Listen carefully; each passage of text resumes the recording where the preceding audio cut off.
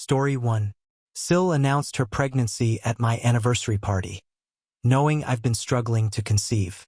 Now her husband is divorcing her over it, and she's begging me for help. I, 27F, have been struggling with conceiving for a while now. My husband and I have been trying for almost 8 months with no luck and have decided that we're going to get fertility tests in a few weeks. We haven't done that so far out of nerves, but it's about time we take the test. He and I have been together for 6 years, married for 3. I really want to be a mother, and everyone who knows me knows that all I've really wanted is to have a family of my own.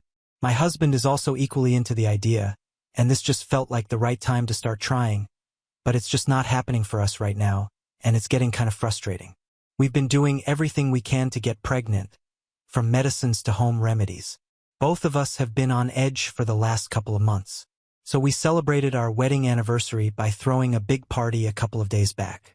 We went all out with the party so we could take our minds off of things, but it totally backfired, and it's all thanks to my dearest sister-in-law, Jenny, 25F. About Jenny. She got married a few months ago to her longtime boyfriend, and it was a pretty grand affair. She's a bit of a show-off and kind of holier-than-thou, but I've never had a problem with her or anyone from my husband's family. This is probably the first time that we're all at odds, and I don't know, it feels wrong and weird. Jenny and I have never been great friends, but we have always been on good terms. However, the incident at my anniversary party messed everything up, and now I don't think I can look at her or my in-laws the same way. For context, my husband's family didn't know that he and I were trying for a baby. We did want to tell them, but after we were unsuccessful for the first couple of months, we decided that we wouldn't tell them anything until we had good news to share with them. My parents didn't know about it either, to be fair, so I thought that it was okay. A couple of my friends knew, but they were all busy with their lives, so it wasn't as if I could go to them for advice or bother them by talking about my troubles with conceiving. Then, a few days ago, about 4 or 5 days back, I suppose, Jenny was visiting us with her husband. Our husbands went out into the garden outside at one point because I'd mentioned that the sprinklers needed to be fixed, and Jenny's husband very graciously offered to take a look at it since he was quite handy. So they left me and Jenny in the room. I tried to make small talk with her, but she just straight up asked me what I was so upset about because she said that she could tell that I was feeling down about something and she wanted me to share it with her. I hesitated and tried to pass it off as nothing, but I guess I had been really upset the day after yet another negative pregnancy test, and I hadn't been able to hide it well. So she insisted that I tell her what was going on with me, and I decided to tell her the truth after she told me that she wanted to help. My husband and I had decided that we were not going to share this with people until we were actually pregnant, but I couldn't keep this to myself anymore. I was already feeling very upset and emotional because I was struggling with conceiving, and it was even more difficult for me to not talk about it to anybody. I couldn't talk about it to my husband because he was going through the same thing, and bringing it up with him repeatedly would just make us both feel bad. So when Jenny asked me, I just told her the truth, that my husband and I were trying to have a baby, without thinking of the consequences. I was just desperate to get it off my chest and talk to somebody about this. At the time, she seemed genuinely happy for me, and even hugged me and told me that she was so excited to have a baby niece or nephew. But then I told her that we had been struggling for quite some time now, and it was just getting to both of us, which is why I looked really upset that day. She seemed sympathetic and even offered to take me to a fertility specialist who could help me out, and I thanked her for the concern, but I didn't need that. I just needed somebody to talk to, and I was glad that she was being so helpful and sensitive. Our husbands were in the garden for about half an hour, and as long as they were outside, Jenny and I had a real conversation. It was actually really nice to talk to her because it felt like she really understood what I was saying and was trying her best to be empathetic towards me. By the time my husband came back and we had to drop the topic, I felt considerably better. When they were leaving, Jenny gave me a hug, which she usually doesn't do, and it just felt nice to have a friend to talk to. We didn't talk for the next couple of days until she came over on the day of our anniversary party. That was 2 days ago, and even when she arrived, she was very nice to me. She hugged me once again and gave me our gift. I thought that we were finally becoming friends, but that didn't last for very long. My husband and I had invited a lot of people to the party. All his family and friends, as well as mine, were present, and it was actually helping us take our minds off of babies and pregnancy. We were chatting with people, laughing and making jokes, and having a generally fun time. Around an hour into the party, Jenny and her husband walked to the middle of the room and said that they had an announcement to make. My husband looked confused, and I froze because I thought she was going to say something about me and what I had told her just a few days ago.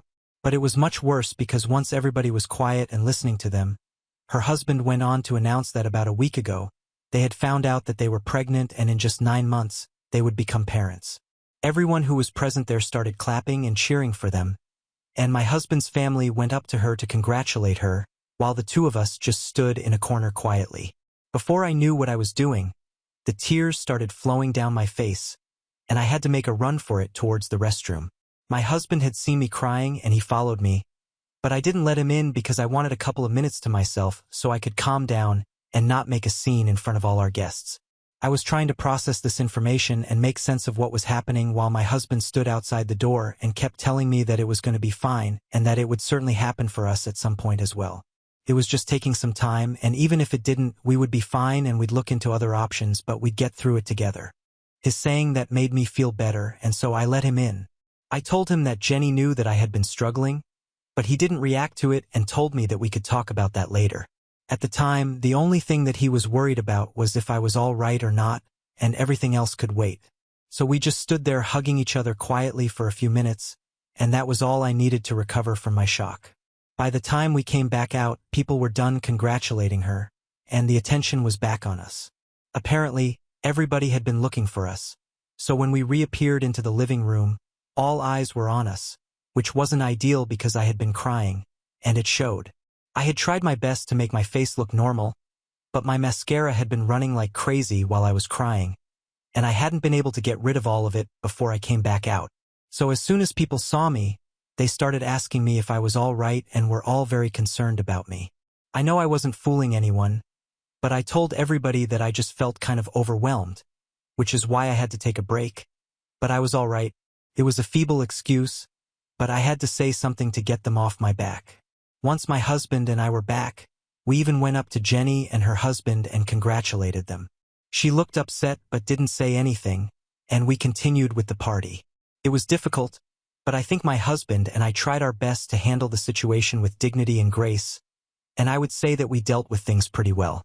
Even though I had been overcome with emotion in the middle of the party after Jenny's announcement, I didn't let it ruin the evening or get in the way of an otherwise successful evening. My husband and I discussed everything only after the guests had all left and we were in bed all by ourselves. I told him that I had confided in Jenny about us trying to get pregnant when she had visited the other day, so I thought it was a bit insensitive of her to make this announcement at our anniversary party, knowing that we were suffering and trying to distract ourselves from it. He told me that he agreed with me, and even if I hadn't told her about our struggles with trying to get pregnant before the day of the party, she still shouldn't have made that announcement on the day of our wedding anniversary because this was a day supposed to be about us, and it was just tacky to make it about herself without even asking us for permission first. And that was a valid point as well. While discussing this, we also realized that when she was consoling me the other day, she already knew she was pregnant at the time because they had found out about it a week before the day of the party. And we realized that it was a deliberate move on her part to make the announcement at our anniversary party, but we couldn't figure out why she would want to do such a thing and hurt me, because as far as I was concerned, we were never the best of friends, but we were never on bad terms either. My husband and I decided that we had to talk to Jenny about this and confront her about it. We knew that after we discussed things with her, there were only 2 ways this could go. She could either apologize to us and we could clear the air and move on, or we would have to cut her off. So yesterday, my husband and I decided to make a call to Jenny and talk to her about what had happened at the party.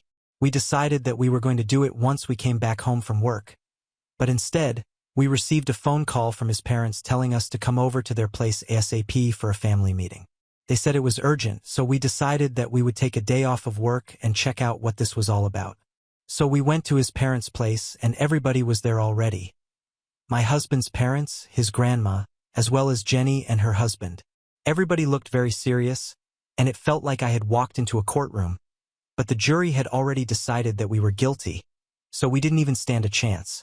Jenny was avoiding even looking at us, and I thought that it was strange, but it all started making sense once my husband's parents started talking. They told me that on the day of the party, They had noticed that my husband and I were the only people who left the room after Jenny announced that she was pregnant and didn't even return to the room for a considerable amount of time. They said that even when I did congratulate them, it didn't seem genuine or sincere. I could tell that they were accusing me of something and I didn't really appreciate it, but I still told them the reason why I acted that way, as I didn't want to be rude to them. My husband and I told them that we had been trying to get pregnant for a long time, but it wasn't happening for us, and we were frustrated. So when Jenny made her announcement, it was pretty much the last straw for us because this anniversary party was supposed to help us be distracted and not think about pregnancy for a little while. But that didn't work because Jenny announced that she was pregnant, and everything that we were trying to forget just came rushing back to us. So we got overwhelmed, and I had to leave the room because I started crying and I didn't want to let anyone see me break down, and so I left. I thought that was enough of an explanation, and it was a pretty valid reason for me to behave the way that I did, so they couldn't possibly argue with it. There was silence for a while, and my husband and I actually thought that they were going to ask us more about our decision to have a baby or at least say something positive about it, but they didn't even react to that news and continued to talk about our reaction to Jenny's announcement. After the brief pause, his mother told me that she could understand that I was upset, but I was also an adult, and I had to learn how to regulate and control my emotions and not let them get the better of me because apparently the way I behaved at the party was just unacceptable. I honestly didn't think that there was anything wrong with the way I acted, and I think we covered it up pretty well.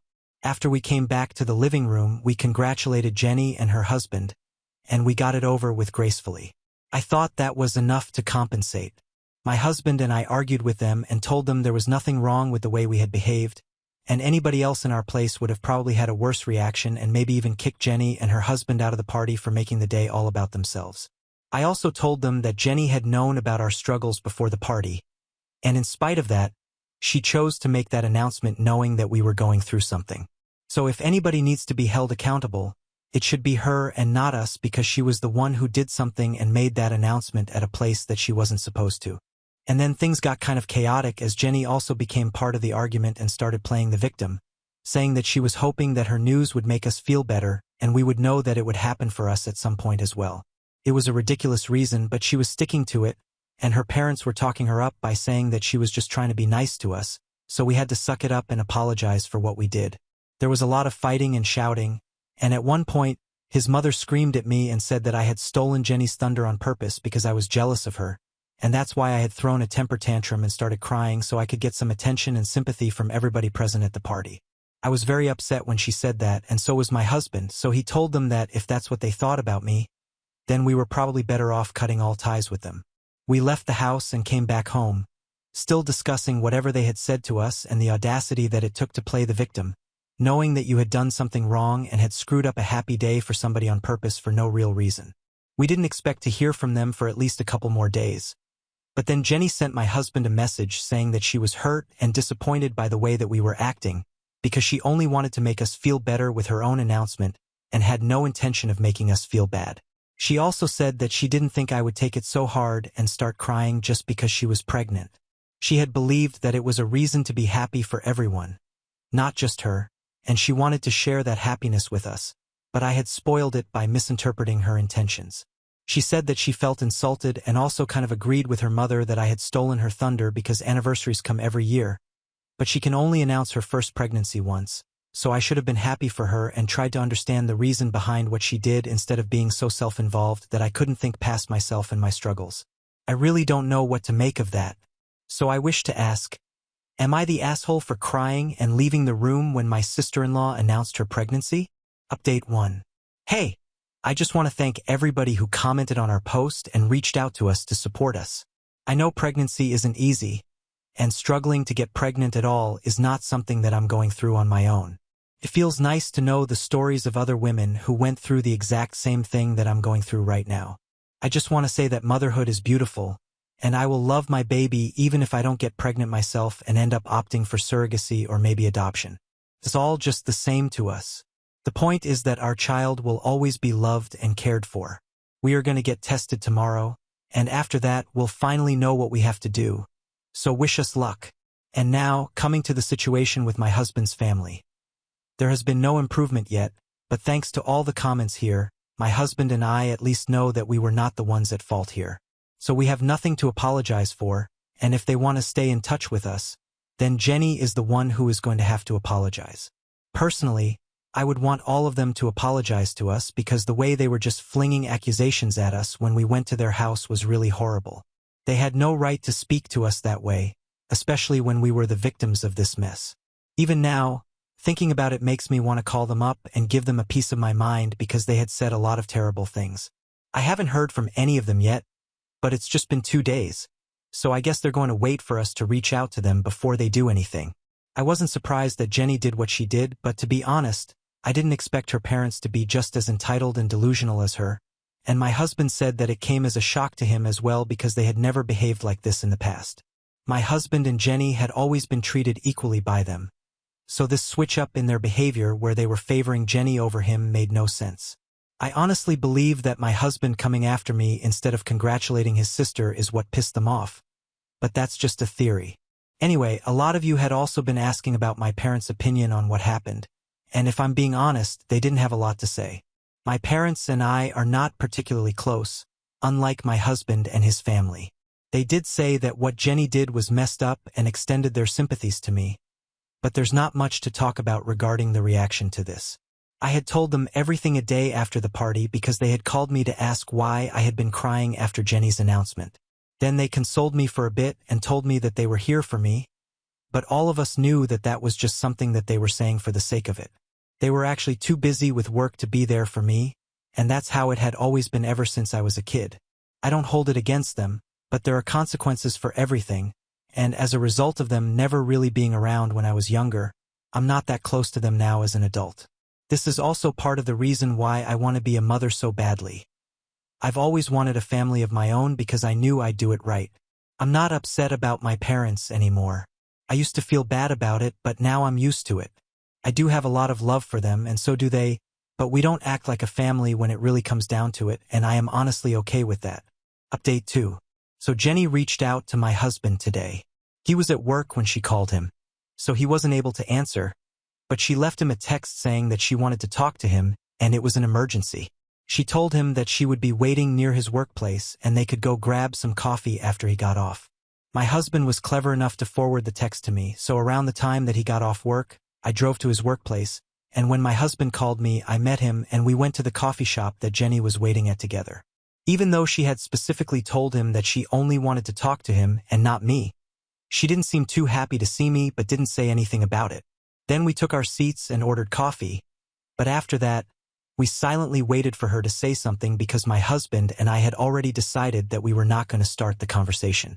She was the one who had called us there, so she was the one who would have to start talking. We were all silent for about 5 minutes, and it was awkward, but then she gave up and in an exasperated voice, she said that she was sorry about what happened. She didn't sound like she meant her apology in the slightest, but she didn't stop and wait for us to react to it or even accept her apology. She told us that the other day when we had that fight with her and her parents at their house, her husband had caught on to the truth and realized that she didn't have my permission to make the announcement at our anniversary party. Earlier, he had believed that Jenny had already asked me if I was all right with them announcing their pregnancy at our party because that's what she had told him. But after that fight, he realized that Jenny had been lying, and he didn't feel comfortable with it. Apparently, he was the only person in that room who actually had a spine and a conscience and could see the situation for what it was. An entire family gaslighting the victims into thinking that they were the bad guys here somehow. So naturally, he wasn't comfortable with it, and once they got back home, he had a discussion with Jenny and confronted her to ask her if she had lied to him. He already knew the truth now, so Jenny had told him that she hadn't actually asked me if I would be okay with her making the announcement at our party. But she had assumed that it wouldn't be an issue because it was supposed to make everyone happy, and she didn't anticipate that it was going to make me cry. However, her husband is not an idiot, and he called her bluff immediately because he had learned during the fight that Jenny had known that I was struggling to conceive before she made the announcement. So there was no way she believed that making the announcement at our party was going to make me happy somehow, and they ended up getting into a fight after that, where her husband accused her of making that announcement at our party on purpose just so she could add insult to injury. He said that she knew that this was going to break my heart, and that's why she did it. She had lied to him about having my consent so she could make that announcement at our party and make matters worse for me. She had done everything intentionally and on purpose.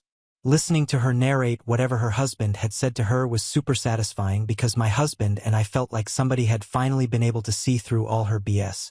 But that's not why she was there to meet us. Apparently, her husband had said that he was not going to talk to her or forgive her until we forgave her and had left that day itself. He hasn't returned since then, even though she has been trying to contact him non-stop. He wasn't returning any calls and had made it very clear to her that he was not going to entertain her until we forgave her. So now, as a last resort, she had come to us and was pleading with us to forgive her and tell her husband about it. My husband and I are not particularly proud of what we did next, but it was much needed. We laughed in her face and told her that she had earned this, and now she was on her own because she had intentionally hit us where it hurt the most after pretending to be a friend to me. We weren't going to forgive her and accept an apology that she didn't even mean. My husband told her that she could tell her husband that he was making the right choice by staying away from her because a person as cruel and heartless as her really wasn't fit to be a mother. She tried to manipulate us by crying, but that wasn't going to work because she and her family hadn't cared when I was crying, and now I didn't have to care either because I knew where I stood with them, and it was about time that they learned their place in our lives as well. We went back home and didn't look back. We don't have any idea as to what is going to happen to them next, but I really hope that her husband files for divorce and gets full custody of the child. Trust me when I say this, that's what is best for the kid. Update 3. Hi, people have read it. I forgot to mention in my previous update that I did receive the results of our tests. Neither my husband nor I have fertility issues as such, so we just need to stay strong and power through it, and it's quite a relief because I had honestly started to think that there was something off. So we are going to continue trying. Now we will try to be a little less stressed out about it because this is supposed to be joyous and not stressful. I guess that's what we were doing wrong the first couple of months. Also, Jenny and her husband are getting divorced now. I guess they'd already been having problems, and he is filing for full custody. From what I know, her parents are obviously blaming me for all of this and think that I am the root of all their troubles, but my husband and I have pretty much cut all ties with them and have blocked them everywhere so they can't get through to us anymore. We have also told all his relatives that we will not be attending any events where they might be present and have also mentioned our reasons. Most people understand where we're coming from and have told us that they will only invite us and not them because Jenny's actions didn't go down well with most of my husband's extended family. I would feel bad for them, but they brought this on themselves. Not much that my husband and I can do. Now on to the next story. Story 2. My wife left me for 3 months and recently begged me to take her back. I said no, and now everyone seems to be against me. I need some advice, strangers. Well, let me give some background information, as the situation will be hard to understand without it. 7 years ago, I got married to the girl of my dreams, Denise, fake name. We had been dating for 2 years before that, and it was like a dream come true. That changed after our marriage. She constantly started feeling down and out of it, and eventually I got her to go to a doctor who sent her to a therapist. From there, we found out she had depression to do with things from her past that she was trying to forget. I decided to be as supportive as I could be. I took care of most of the housework despite working 40 hours a week, and told her to just get herself in order, and if she needed to talk to me, I would be there for her. That was 6.5 years ago. Before she left, she was still depressed. She basically only lay in bed and complained. She did nothing. We had no intimacy, no sex, no cuddles, no going out. My entire day was filled with work and housework. Day in and day out, I worked my ass off, came home to a mess of a house and started cleaning up, starting dinner, and so forth. At the end of the day, I was exhausted, and all I could expect was for Denise to unload more of her trouble on me and complain about herself, me, and everything around her. I could not even hang out with my buddies to get away from it all, as she would relentlessly call me, saying she was scared and everything, so I also had no social life. Not that I had time for it anyway. But despite it all, I pushed through, hoping that sooner or later she would break out of it and we could have a proper life together. As I loved her and, as they say, for better and worse. And this was quite clearly worse, possibly the worst it would ever be. For months ago, she got a new therapist. 3 months ago, the therapist suggested she needed time away from me, as her depression started when we married, so I may be the cause of it. The moment she told me, I was crushed. I started doubting myself, blaming myself, worrying. But beneath it all was this creeping sense of having done everything for her, having sacrificed years of my life as a cash cow and a servant for her to lay in bed. And this is my thanks? It is my fault now?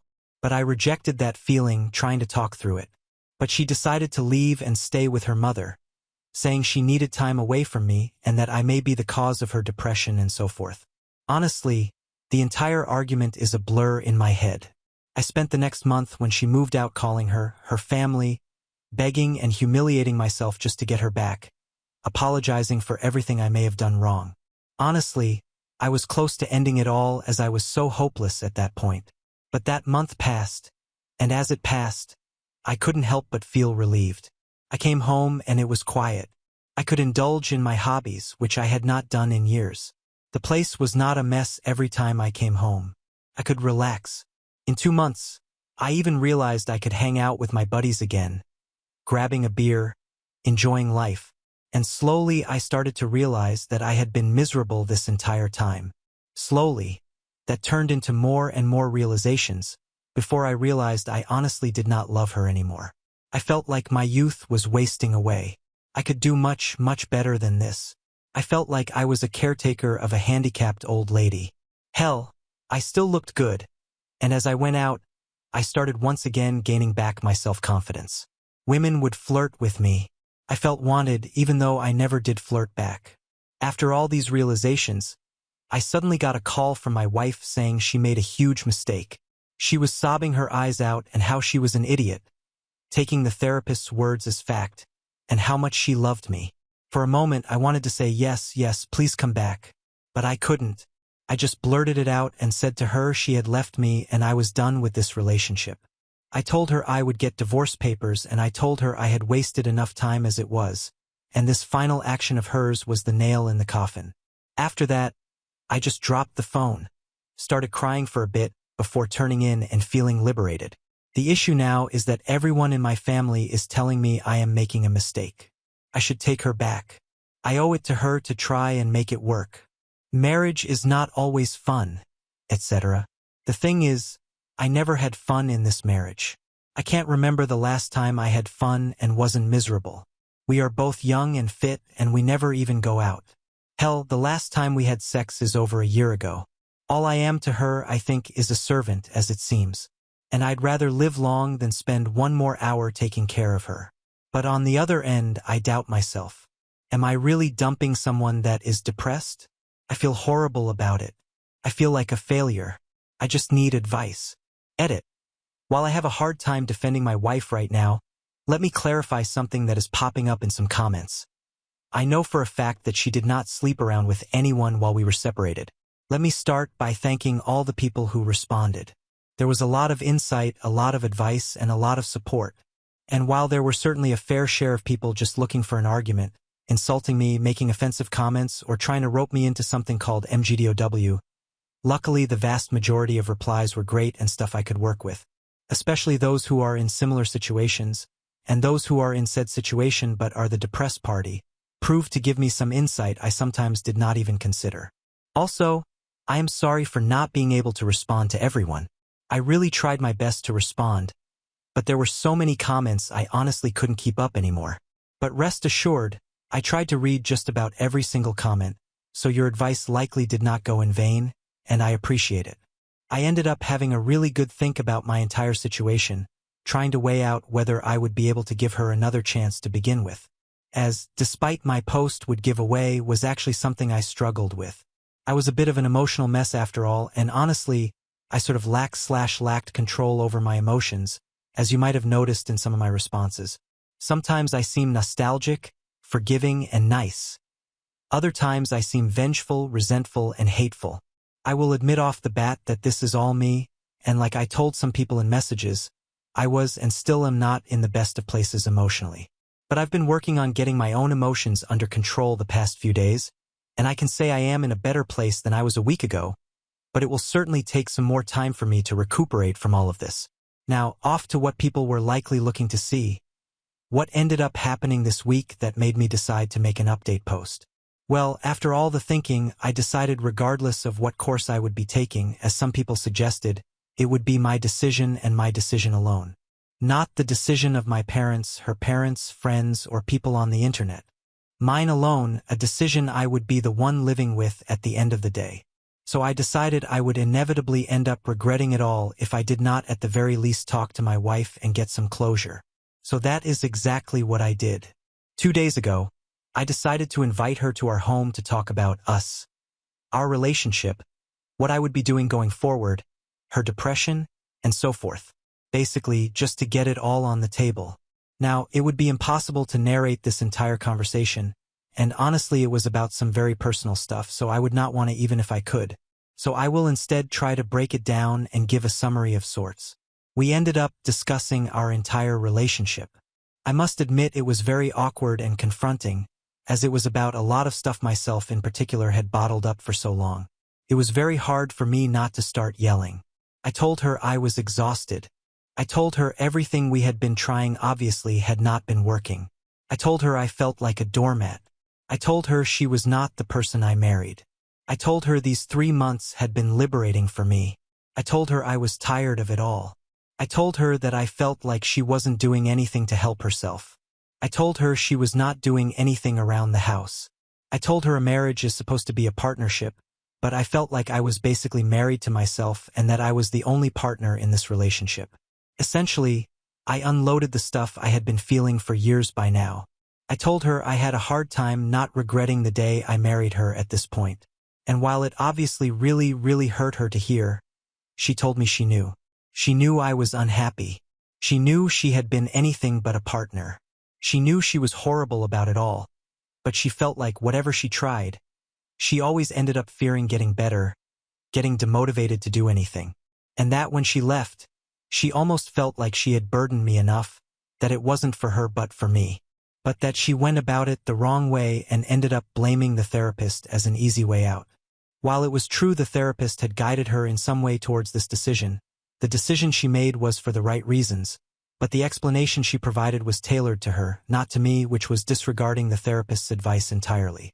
She said she felt guilty about it all and that guilt was just making her psychological state even worse. She said she hated seeing me going to work, coming home exhausted, and having to clean everything up until I just passed out essentially, which I might add is a massive step for her as she never admitted this. But she started admitting a lot of stuff and apologizing for a lot of things in our relationship.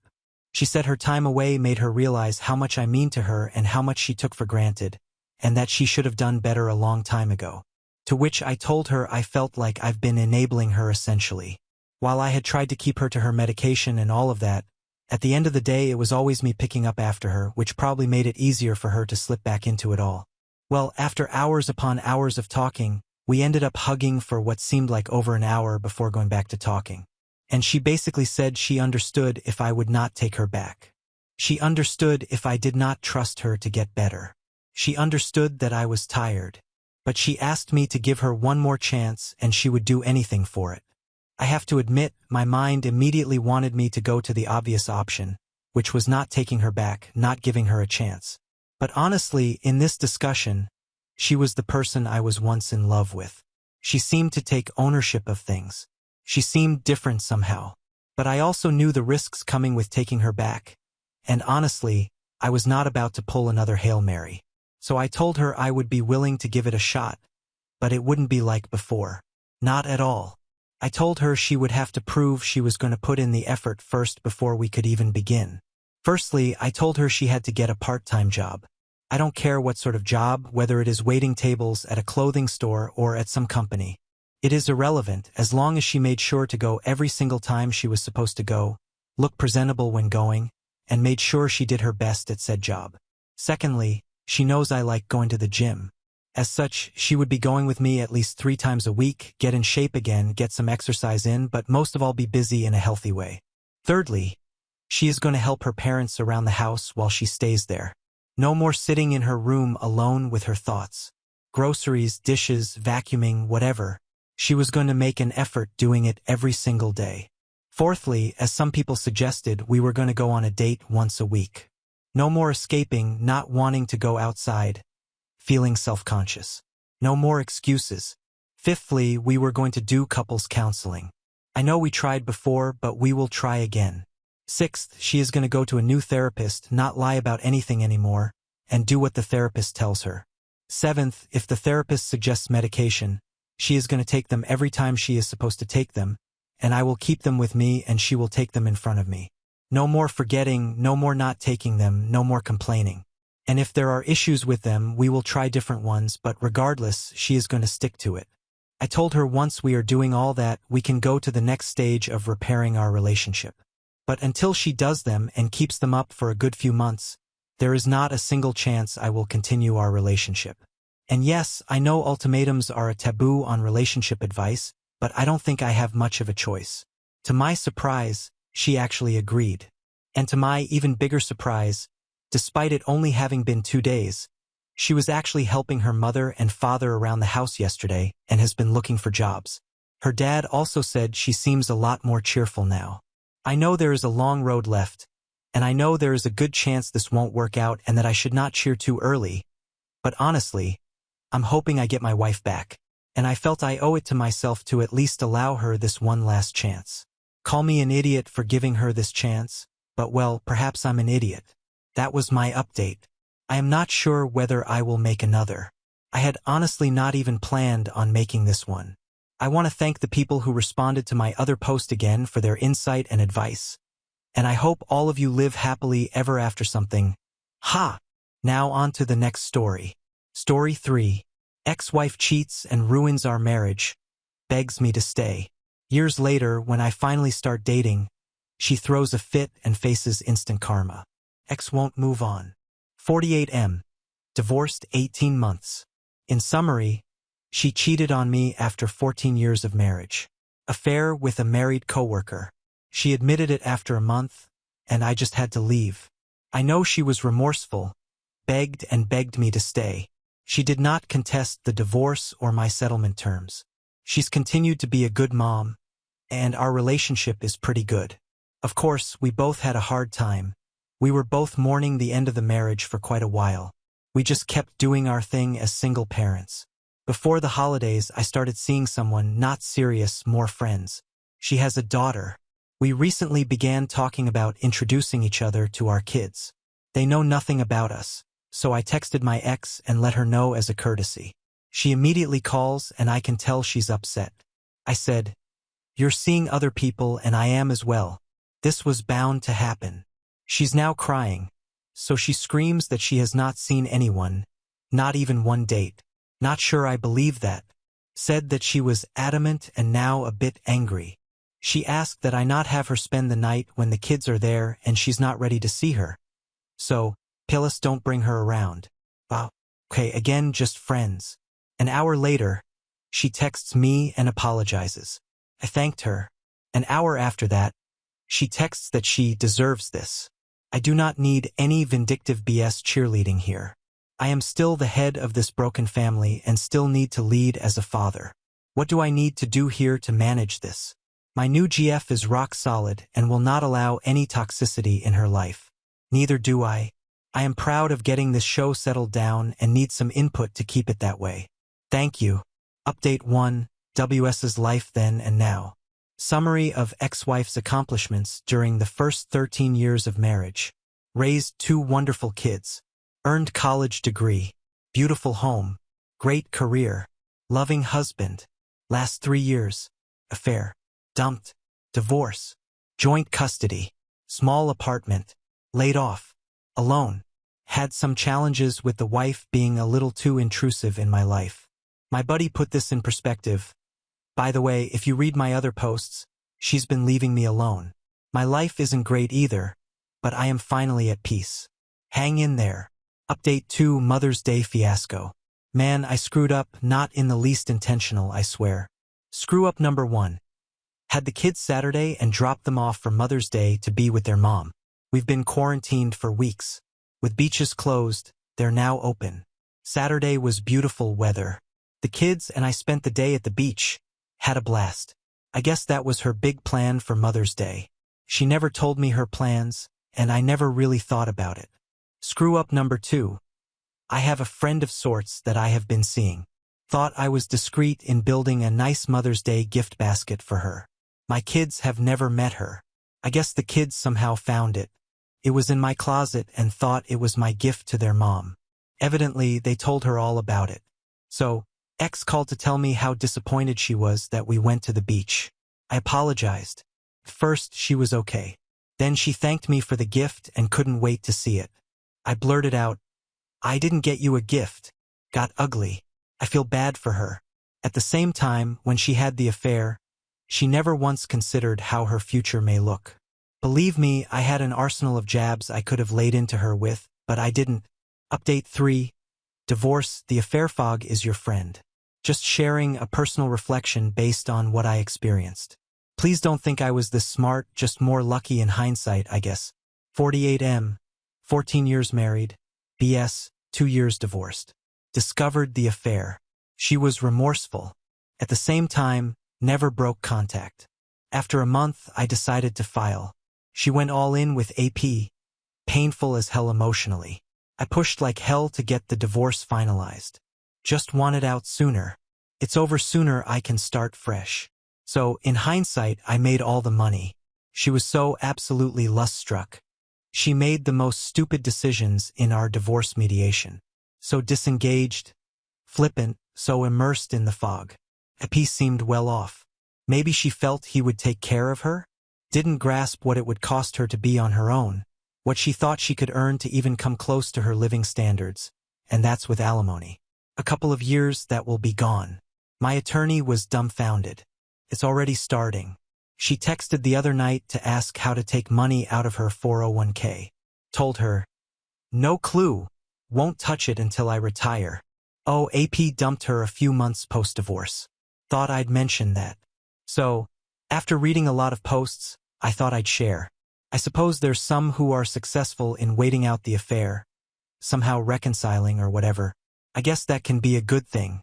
If you're not heading down the reconciliation road, act fast. Maybe you'll get lucky like me. Update 4. Eminent Train, the Affair-Born Marriage. Long read. Interesting share on the progression of an affair-born marriage. Ref. Article written by Dr. Pittman. According to the stats provided, only 3 to 5% of affairs actually progress to marriage. While not part of the article, I would think most of those are likely rushed into during limerence. The article also states 75% of second marriages fail. No mention of third marriages, which is likely higher. The odds of success of an affair-born marriage are just minuscule. My take, and this is not data-based, is that the very small percentage that are defined as successful are actually split. I believe there are successful miserable and successful happy. I think there are a significant portion of people who are successful miserable because they trash so much and are so hard-headed. They make it work to save face and not admit what would be their biggest life's failure. So they choose to live in a shitty second marriage. I further submit that the little bitty tiny percent that are successful happy truly both had a toxic, dysfunctional, or abusive marriage they exited. Even then, happy is likely defined as better than. The reasoning, see below, is an article excerpt.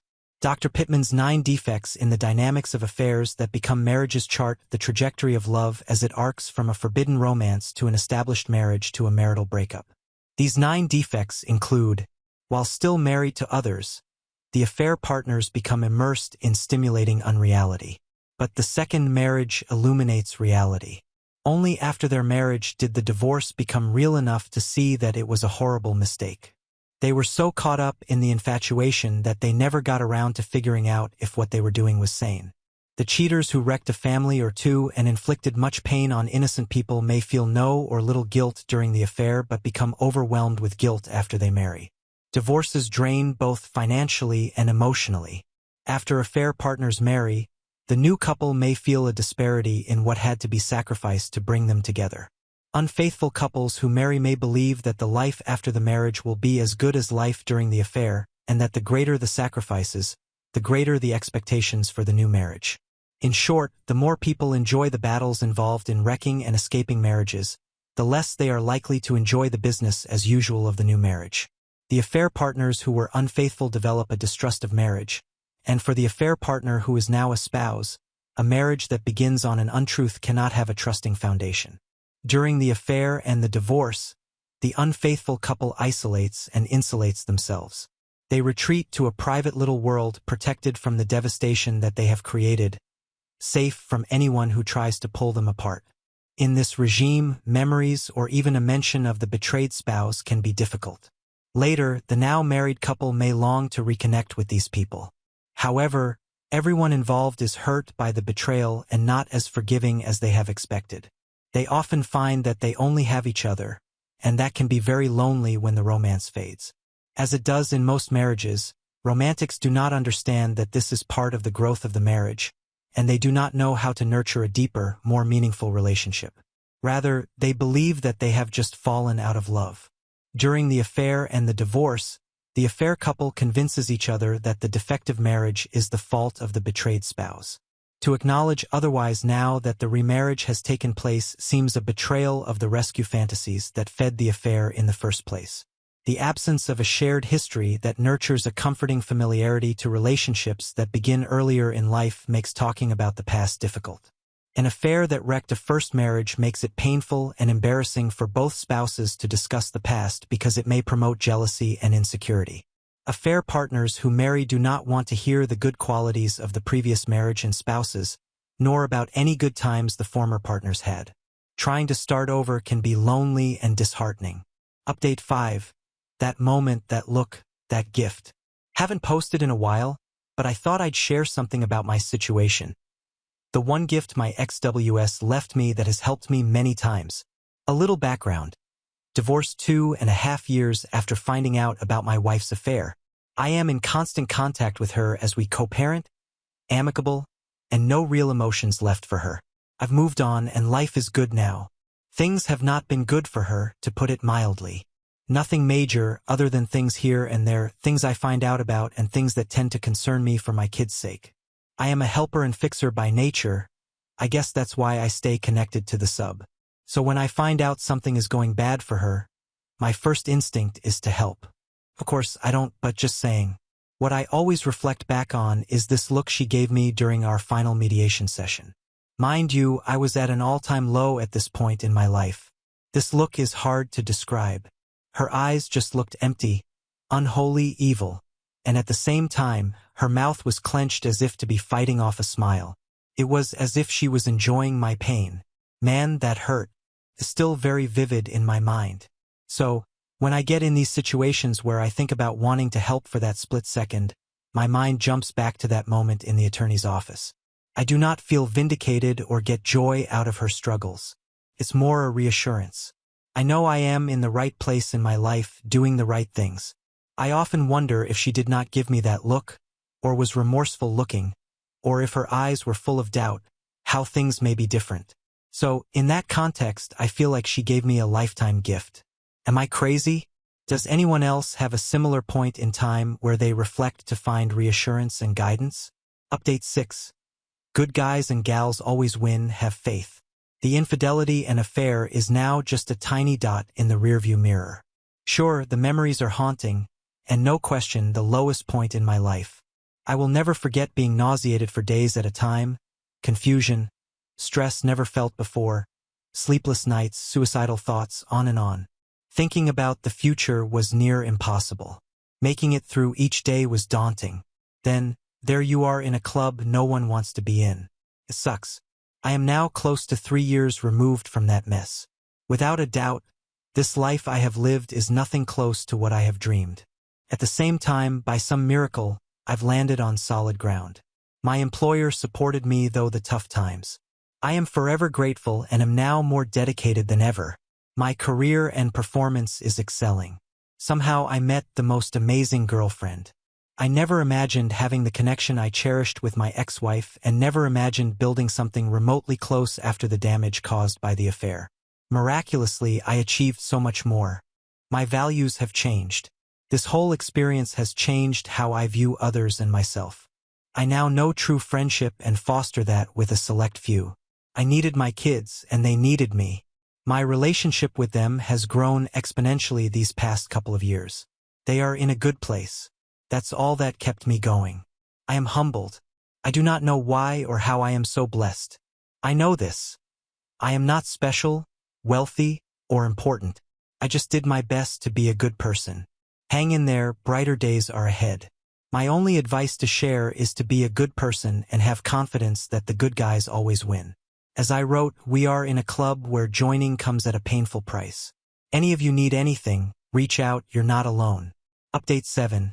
Answer to why people will cheat. Sharing a point of view. Everything we possess in life has value, whether it's material objects, friendships, relationships, careers, freedom, security, even ourselves. We all place value on what we have. How and what we value is complex. We are all unique, awash with life experiences, environments, DNA, you name it. Because of this, we all value differently, and how and what we value changes over time. Sometimes we can control the value of what we have. Sometimes we can't. Sometimes we can make things more valuable. Sometimes, through neglect, we can make things less valuable. Sometimes the value is real and connected. Sometimes it is perceived. Value is always relative, based on options and circumstances. We value in the present, and we value future potential.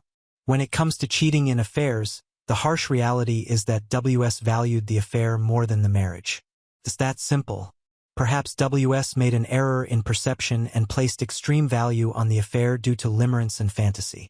Perhaps they didn't think and appreciate what they had in the marriage and undervalued or misunderstood love. Maybe that's why there's regret. Maybe the value they placed was real. Maybe they didn't think about future value. When I reflect on my personal situation, I believe my ex took our relationship for granted. We never had problems, and I do believe she valued what we had. I also think she overvalued her AP and the high that the affair gave her. Update 8. Well, fell off my bar stool last night, figuratively, of course, catching up with a few friends and ran into one of my ex's estranged friends. This woman was pretty lit and asked about X, then proceeded to tell me what an F-up my ex was. Okay, whatever. She then proceeded to volunteer how effed up the whole situation went down. Ears up, of course, I asked what she meant. She proceeded to unload a whole saga, none of which I knew. Evidently, my ex blew a huge chunk of the money she received during the divorce settlement by investing in AP's business. I guess the business was very distressed and the investment just bought time before it eventually went under. He then was going to move to another state and asked her to come. Evidently, she agreed. Then he reneged and dumped her. Guess he thought she wouldn't leave the kids. Nice to hear she was going to bail on her kids as well. Anyway, just when I thought I had a clear picture of everything, this pops up. Pretty sure this happened. I knew her spending habits weren't consistent with her income, and I knew she'd burn through her settlement. It just happened too quick. This explains it. My GF asked me if this upset me. Hearing that she did that to the kids. Peace, yes. Everything else? Her money, her choice. If anything, it makes me not feel bad about her financial struggles. 49M. Divorced 3 years. Update 9. Why I never reconciled. Reconciliation was off the table for me. It wasn't that I didn't think about it. Of course, my kids, the financial impact, etc. were all factors. It all came down to accepting the reality of a new and different marriage or marital relationship. I arrived at my decision through really understanding what a post-affair relationship would look like. I had to accept the following. First, she cost me and her the ability to have a pure marriage. It wasn't like we were married as virgins. It was about the purity of the marriage. I knew our relationship could potentially improve as a result of this, and things could even be better. She could be better, counseling could help. Problem is, you just can't ever get it back when it comes to purity. Everything felt like it would be fake. Second, I would need to accept that my perspective of her would forever be changed. I knew we could restore the love, intimacy, and the connection, and she could potentially be a great partner. I don't know that I could ever view her as a wife again. It's simply a strange possessive feeling I had when it came to her that was gone. Like she was mine and now she's not. Third, I had feared that while I may grow to love her again, there will always be something missing in that love. I imagined how I felt about her through reconciliation would be very similar to how a widower would feel after losing their spouse and remarrying. A widower may love their new partner but not in the same way they loved their deceased spouse. Her through reconciliation, but not in the same way they loved their deceased spouse. her before the affair. So when I processed all of this, I realized that I had one life to live. I wanted a pure marriage. I wanted a wife, and I wanted to give her all of me. I knew that was impossible by staying. Not trying to sway anyone, just sharing my perspective that led to my decision. We are all different with different scenarios. Maybe this helps with your processing. Update 10.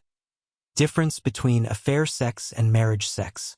I have read a lot of posts on comparing affair sex and marriage sex.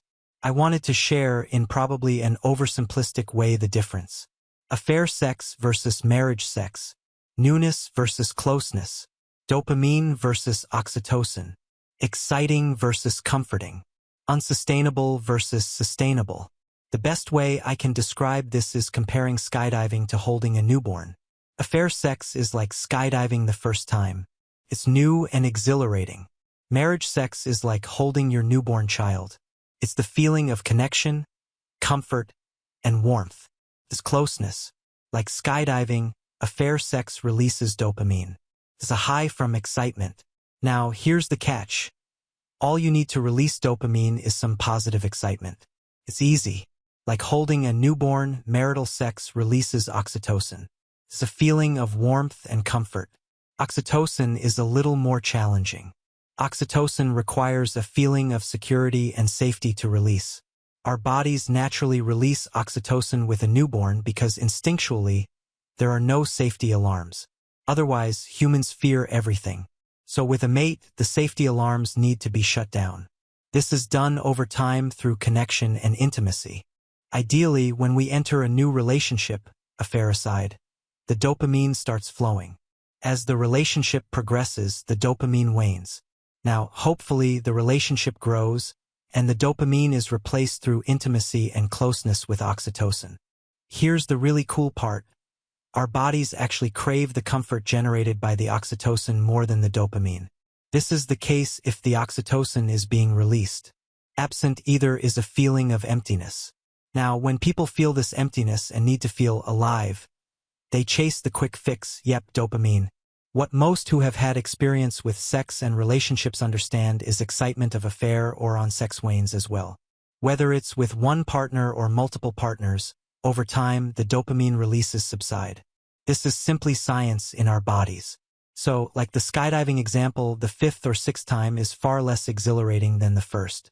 Oxytocin, on the other hand, is sustainable and releases actually increase over time. So just like the newborn example, over time, the bond and closeness increases. Thought I'd share this to help those BS who are trying to process, regardless of the outcome of their relationship. Hopefully you can see how this plays into many common themes on this sub. Once a cheater, always a cheater? Or was affair sex better? Or, I can't be intimate, etc. If not, let's dialogue. Anyway, hope this was worth a quick read. Update 11. Prevalence of the modern walk-away wife. This is a cut-through-the-BS post about walk-away wife syndrome. There's a harsh reality to this, and it needs to surface. The simple. All starts with boredom. Period. In many cases, these women have everything. One could even argue too much. There's nothing wrong with being bored. It's how they address the boredom. Instead of finding purpose, activities, friends, etc., modern women retreat to social media and fantasies. The combination leads to painting a picture in their heads of some idealistic life. Social media is wrought with damaged, divorced women that perpetuate a single strong female fantasy. These damaged women ruin their lives, can't accept responsibility, and refuse to admit they are miserable. They post content, get likes, and feel justified. It's like recruiting into a cult. They feed off each other. Trust me, if your wife is bored, she's consuming all this stuff. She's envisioning a fantasy which does not include you or marriage. Rationalizing the irrational. These WS are now in a mental tug of war. They have good lives, they are bored, but now they have this fantasy that excites them. Rather than taking accountability and addressing the boredom, they cling to the fantasy. They convince themselves the marriage is the problem. They create a narrative that their marriage is not good. Naturally, this means it's the husband. They start inventorying everything bad about you and the marriage. They then connect these thoughts through toxic social media, i.e., TikTok babe had the same issues as me, left and is now fulfilled. Once they inventory all the bad about their marriage, they start confiding in friends, relatives, Reddit, etc. They paint an overly biased portrayal of everything. Words flung around: abuse, narcissist, controlling, etc. Pity party ensues. Divorce chants from the bleacher. It finally culminates into the bomb drop. Out of the blue. Strikes. Edit. Take notice the word unhappy never surfaced in the post. That is a ruse. Trust me, if they were unhappy, you'd see it and feel it. Boredom is what differentiates a walk-away wife. Now on to the next story. Story 4. I, 28F, have been married for 3 years, and my husband, 34, M. And I have been together for 6 years, including the time that we were dating. His family has always been nice to me, and we've had a relatively normal relationship with its fair share of ups and downs. Nothing out of the ordinary. Last year, my sister-in-law, Nancy, 30F, got married to her boyfriend, but unfortunately, just within a few months of their marriage, she realized that he had already started an affair with his coworker. She caught him red-handed in their own house and was about to leave him, but he convinced her to stay. They went through a lot of couples counseling sessions, and I thought they were doing well, but then about 3 months ago we found out that they were getting a divorce. Apparently, in spite of all those therapy sessions, her husband had gone back to cheating on her. In this time, there was no going back from it, so she left him and filed for divorce. It has been a really difficult time for my husband's family because, unfortunately, Nancy also found out that she was pregnant about a week after she filed for divorce. That made everything even more complicated. And now, along with the divorce, she also has to deal with a custody battle that she hadn't signed up for. She was probably 2 or 3 months into the pregnancy, but she hadn't begun showing yet. She's obviously really depressed, and I really do sympathize with her, but that's the most that I can do. I can't exactly fight her battles for her. A week ago, she approached me and asked me if I could let her live with me because she couldn't bear to live alone in her old apartment now that her husband was gone and she had nobody to talk to. She also said that the rent was way too high for her to be able to afford on her own, so she needed a place to crash for a couple of months. I wasn't on board with that idea for a couple of reasons. The first being that my apartment is quite swamped already. My husband and I just moved in here a couple of weeks ago, and we haven't even had the time to unpack. I don't think letting another person move in here was the best idea. And the second reason is kind of personal. It's the fact that Nancy is a total slob. It's bad. Her hygiene is really bad, and she constantly leaves things lying around and people have to clean up after her. I'm personally kind of a neat freak, and that's just not something I can deal with because it makes me feel uncomfortable and gets on my nerves. I did live with her for a couple of weeks when I first started dating my husband because my own apartment was being treated for mold, and my husband was living with roommates at that point, so he arranged for me to live with Nancy for a few days. My parents don't live around here, and neither do my husband's, so she was my only option, and she was nasty. She would leave her clothes lying around all the time, all over the house. She would leave dirty dishes in the sink for days because she was too lazy. She would barely clean her washroom, and worst of all, she would expect me to live the same way and be okay with it. I was honestly disgusted, but I didn't say anything to her because she was kind enough to let me live with her, and if I had the money at the time, I would have just preferred to stay in a hotel or something. But it's been years since then, and I honestly thought that she would have changed by now. I spoke to my husband when she approached me and asked me if she could move in with me, and my husband said that he would want me to agree to it. For context, my husband is currently working in a position where he has to travel a lot, so he's only home on the weekends, and I'm the one who actually stays here.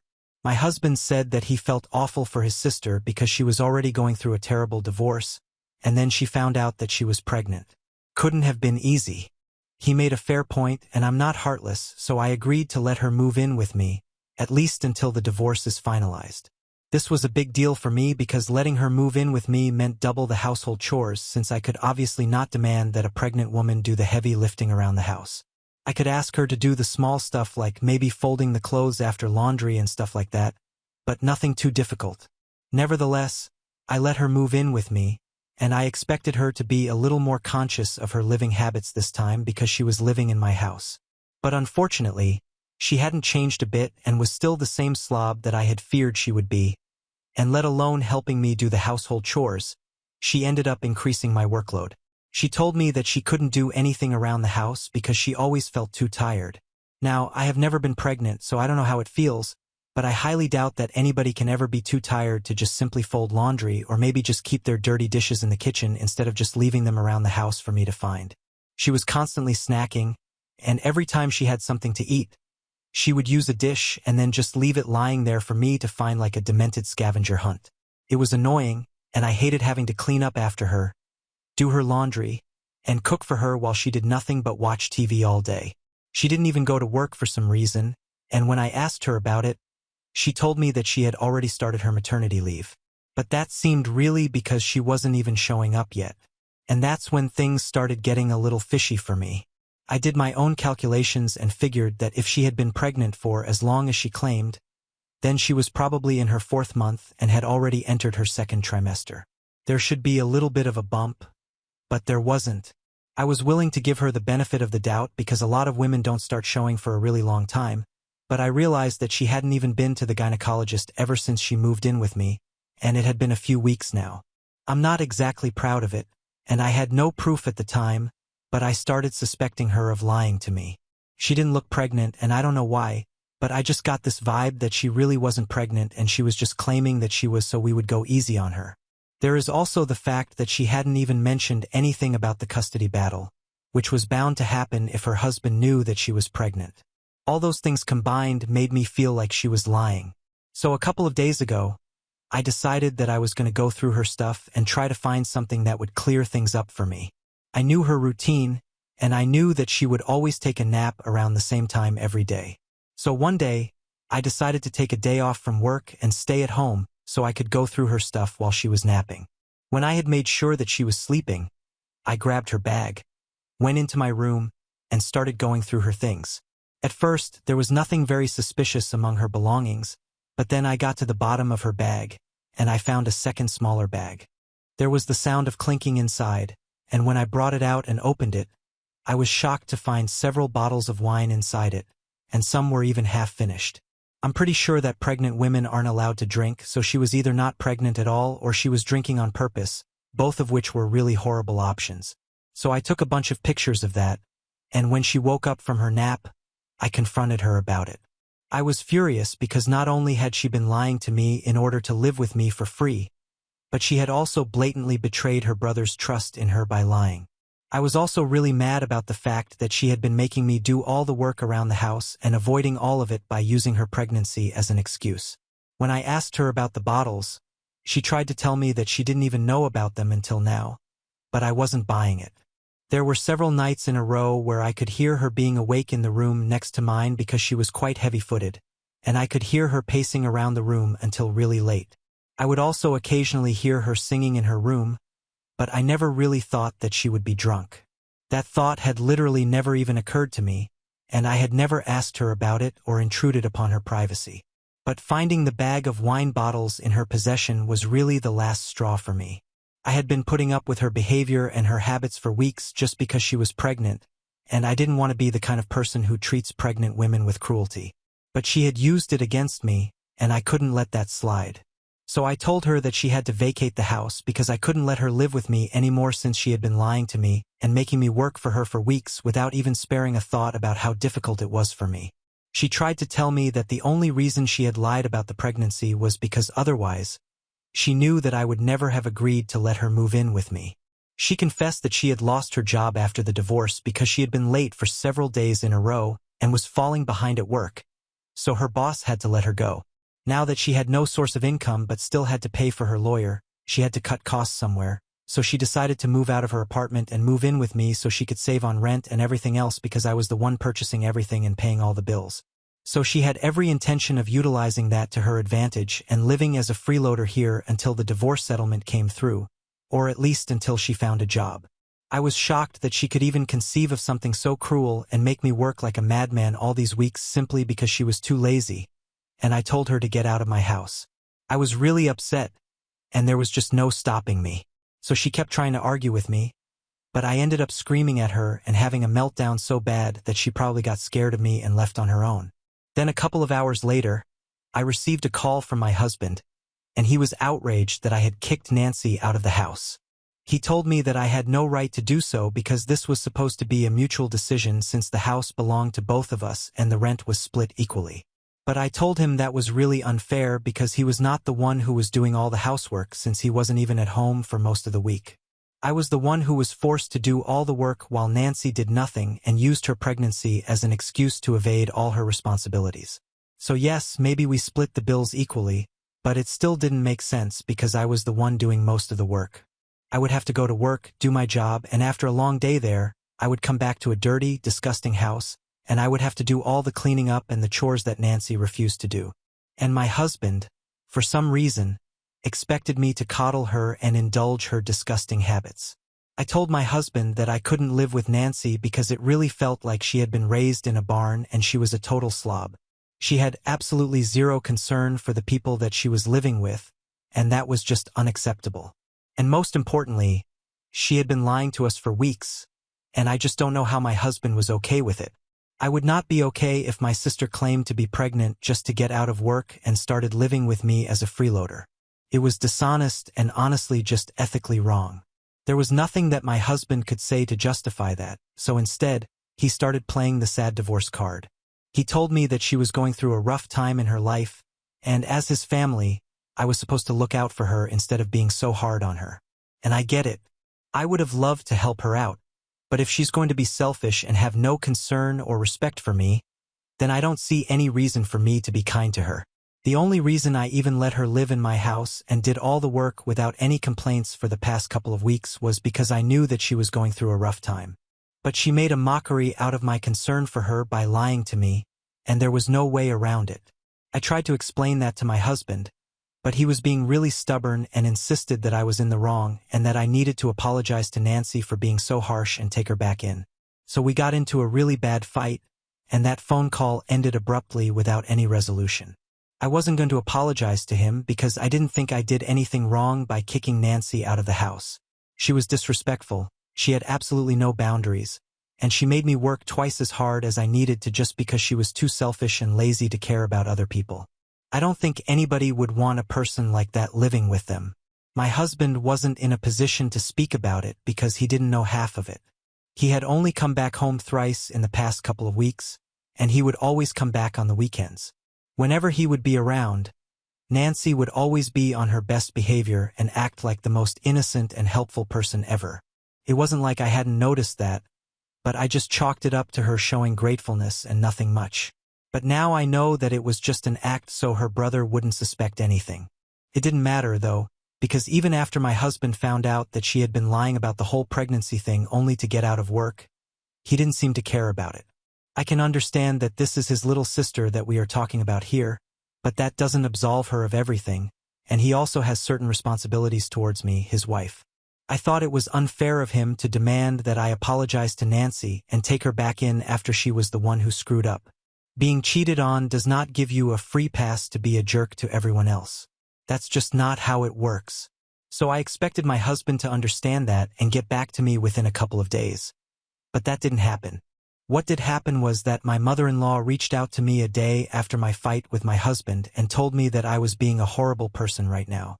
She claimed that I was being selfish and I should really reflect because if Nancy felt the need to lie about being pregnant just so I would help her and let her live with me, then there was clearly something wrong with me. She said that family shouldn't have to think twice before asking for help, and certainly not before offering to help, but I was the kind of selfish person who didn't care about anything or anyone beyond my own self. Nancy had told her mother all about the fight that we had and how hard I had been on her before kicking her out, which I thought was all well deserved. But she thinks that I took it too far because Nancy had just been cheated on, and I should have readily offered to let her live with me instead of making such a big deal out of everything. My mother-in-law thought that it wasn't a big deal that I was doing all the work around the house alongside my job because apparently thousands of working women all over the world do it every day, holding down the fort at home while also taking care of their family, and I wasn't special for doing it. Here's the thing, though, Nancy is not my family. She's not my husband and she's not my kid. So I have literally no reason to take up that additional responsibility of looking after her. It was purely out of concern and love that I had taken her in despite the circumstances, and she misused it to her advantage, so I don't think she deserved to live in my house after that. I told my mother-in-law that instead of lecturing me about how I should treat my family, she should probably take in her daughter and make her a better person. I was really annoyed by the fact that she was trying to make me look like the bad guy here when it was her own daughter who had been lying about being pregnant, which is a pretty big deal. So we started our arguing on the phone, and she told me that she was going to teach me a lesson. Then she hung up, leaving me wondering what exactly she was going to do. I'm not really scared of my in-laws because so far, they have always been very nice and civil to me, but we have never had major disagreements like this yet. So this is our first big fight, and I think this is them showing their true colors to me. I didn't know what she was going to do until last night when my husband finally called me back after our fight. I thought that he was going to apologize and tell me that he had finally realized that his sister was wrong and that he shouldn't have fought with me over her, that I did the right thing by kicking her out because she had betrayed my trust. But instead, he called me and started yelling at me for being disrespectful towards his mother. He said that I had no right to speak to her that way and that she was pissed about the tone that I had taken with her on that phone call. She had apparently told my husband that I was not fit to be part of the family anymore and had advised him to leave me before things got even worse.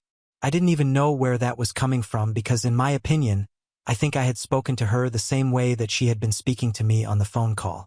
You can't be rude to someone and expect them to be perfect to you, and her being my mother-in-law doesn't excuse anything. Her behavior was bad and I just reflected it, so if she was claiming that I had been disrespectful towards her, the opposite of that was also true. She had also been very disrespectful towards me.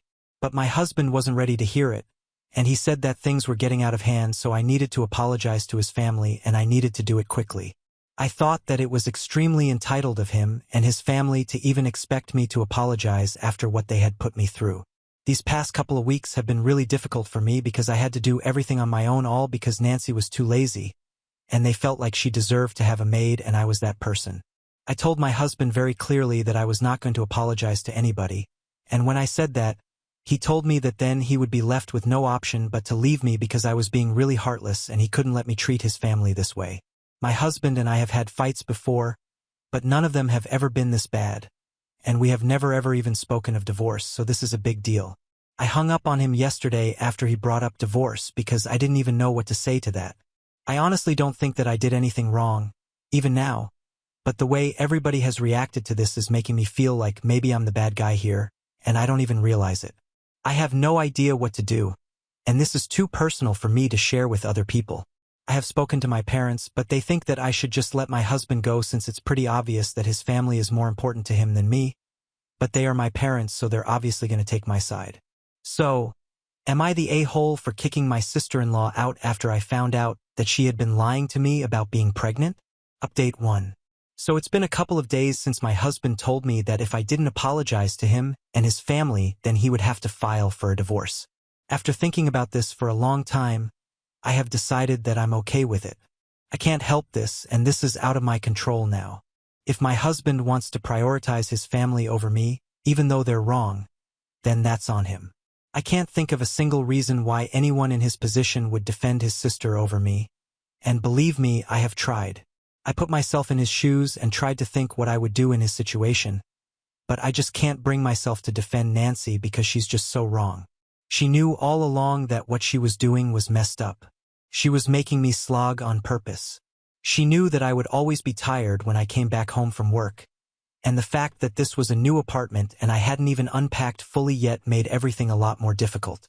But that didn't stop her from treating me like a housemate and making me do all the chores while she used her pregnancy as an excuse to avoid even getting up from the couch. So pardon me if I don't have any sympathy for her. My husband and I haven't spoken since our last conversation where he told me that his mother wanted him to get a divorce and he sort of agreed with her. It's his choice. He can do whatever he wants to do, and I'm not going to stop him. I'm glad that he chose to be honest with me and tell me that he was thinking about divorce over this because I would hate for him to show me this side once we had been married for longer and had kids or whatever. I think I dodged a bullet here, quite frankly, and I couldn't be more grateful for it.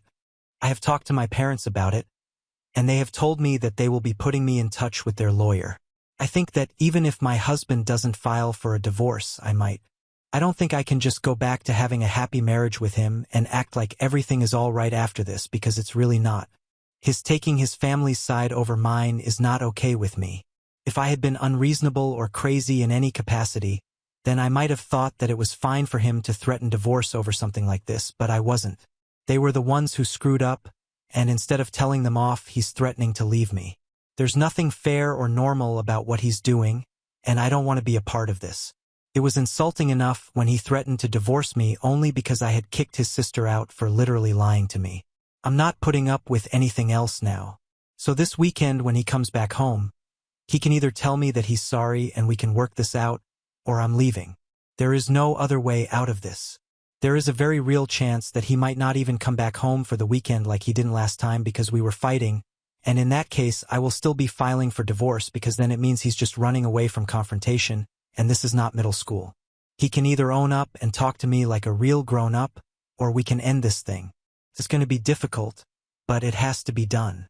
I'm getting sick of not speaking to each other and giving each other the silent treatment. It just feels juvenile and unnecessary at this point. Update 2. So he came back home this morning, which was a really big surprise because I hadn't expected him to show up, but he did come back. Unfortunately, we haven't spoken yet since he hasn't taken the initiative to speak to me. It's been several hours of silent awkwardness, and both of us have been avoiding each other like the plague. If I enter a room, he leaves, and he's not even looking me in the eye. But I'm going to speak to him, that's for certain. And I can't believe I'm saying this, but I think I'm going to have to end it. I can't be married to a man like this who doesn't even deem me worthy of a discussion after a fight. This is just the first time that this is happening because before this we have only had petty fights. But if this is how he acts, I don't need this. It's just really stupid and immature, and if he doesn't apologize soon, I don't think I can make it work with him. I have lost a lot of respect for him and his family over the past couple of weeks, and this is not making the situation any better. Update 3. Hey guys, so I am posting this really late at night because my husband just left the house a couple of hours ago. Yeah, we were not able to work it out, and we decided that it was for the best if we part ways. It was not a pleasant discussion in the slightest, and there was a lot of shouting, but in the end, we were able to come to the conclusion that he would never be able to put his family second, and I would never be able to put his family first. It was just that. I was the one who approached him in the evening. He tried to avoid the discussion, but I told him everything that had been on my mind for the past couple of weeks, and he told me that he still didn't think that I was right. He claimed that I should have been gentle with his sister instead of being so hard on her because she was under a lot of pressure due to the divorce and the infidelity and everything. I told him that letting her live with me was the part where I was taking it easy on her. I was the one who was doing everything for her, but she wasn't grateful for it, and so she had to go. I tried to remind him that he had certain responsibilities towards me as well since I was his family too now, but he didn't agree with that, and it just turned into a crazy shouting match. When both of us had run out of steam, he told me that he was going to leave because he didn't think he could make it work with me, and I agreed. It's really surreal to think that this is all it took to break our marriage apart, but that's how it is. I'm going to speak to my lawyer and file for divorce in a couple of days. It's sad, but I really feel like a huge weight has been lifted off my shoulders. I think I'm going to be fine. Thank you so much for following my story, and I hope you guys pray for me. Now on to the next story. Story 5. My sister had a baby but didn't invite me. When I finally got to meet my nephew, my sister screamed at me for not checking on her enough, despite me trying multiple times. I, 34F, have 2 younger sisters who I'll call Sally, 31F, and B, 28F. I've always thought we were pretty close, especially since we all became adults and got past that sibling rivalry phase. For some background, B got married a few years ago to this guy who's actually pretty decent compared to some of her previous boyfriends. They'd been struggling with fertility issues for what felt like forever, and after multiple failed attempts, they finally went through IVF. It was a long, emotional journey for them and, by extension, for all of us watching them go through it, but they finally conceived. When B called to tell me she was pregnant, I was absolutely over the moon for her. I remember crying happy tears because I know how desperately she wanted this baby and how hard the road had been. Looking back, though, there's been a pattern I didn't fully piece together until now. Several times over the years, I felt like I was purposely excluded from family events. For example, when B graduated college, everyone else in the family got an invitation to the ceremony. My parents, Sally, aunts, uncles, cousins, but not me. When I casually mentioned it to Sally a few days before the event, I had just assumed my invitation got lost in the mail or something. She seemed surprised and said, "Oh, I thought you knew about it." I called B immediately, and she said she didn't think I'd want to go because I was always so busy with work. I'm not any busier than anyone else in the family. She said it like it was no big deal, but I was honestly hurt. Who wouldn't want to see their sister graduate? I ended up going anyway, but felt awkward about the whole thing since I clearly wasn't expected to be there. Then, when our grandfather passed away a couple years back, there was apparently this big family get-together at my aunt's house a few days after the funeral. I only found out about it when I saw the photos on Facebook. Everyone was there except me again. When I asked why nobody told me, the excuse was, they didn't think I'd want to attend. Which is complete, because who wouldn't want to be with family after losing a grandparent? My grandfather and I were really close.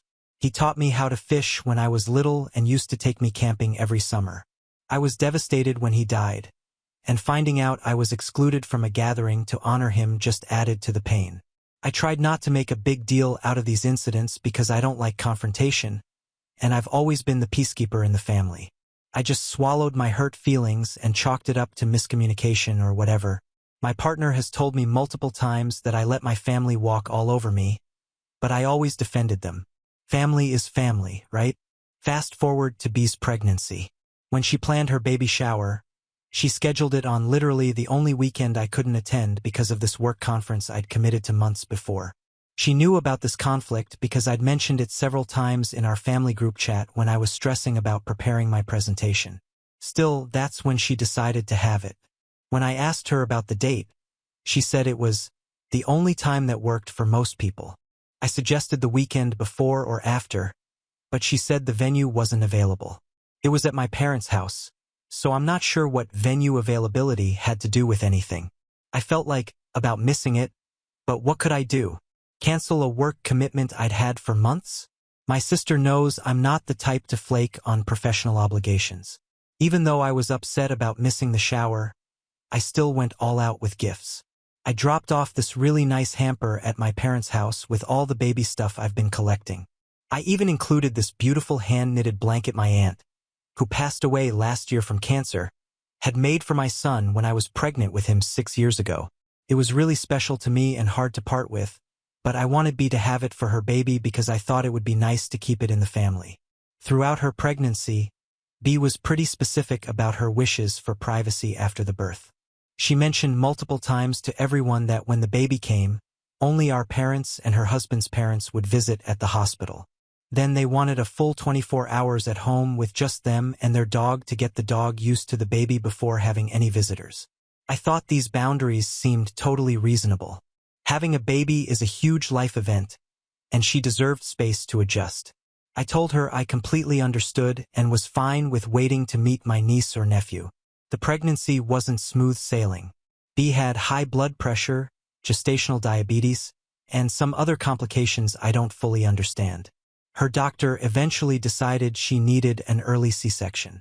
The day before it was scheduled, I texted her that even though I was working, my schedule was pretty light that week and I could be available if she needed anything. Childcare for the dog, food delivery, whatever. I was so excited to meet my new niece or nephew, they had kept the gender a surprise. But I was also nervous for being given all the complications. So, on the day of the birth, I'm at work trying to focus but constantly checking my phone for updates. Around 1 p.m., I get a Facebook video call from B. I quickly ducked into an empty conference room to take it. She and my dad are on the screen, and they introduced me to my beautiful new nephew. I was so happy in that moment, smiling ear to ear, getting all teary-eyed. The baby was all wrapped up in a hospital blanket with just his tiny face visible, and he was absolutely perfect.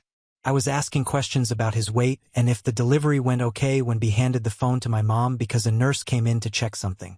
That's when my mom casually mentions that Sally is there too. My joy instantly evaporated. I felt like someone had punched me in the stomach. I could actually feel my face fall and this sick feeling spreading through my chest. I asked my mom why I wasn't invited to the hospital too if Sally was there. My mom just said, "Well, you were working, so we didn't think you'd be able to come."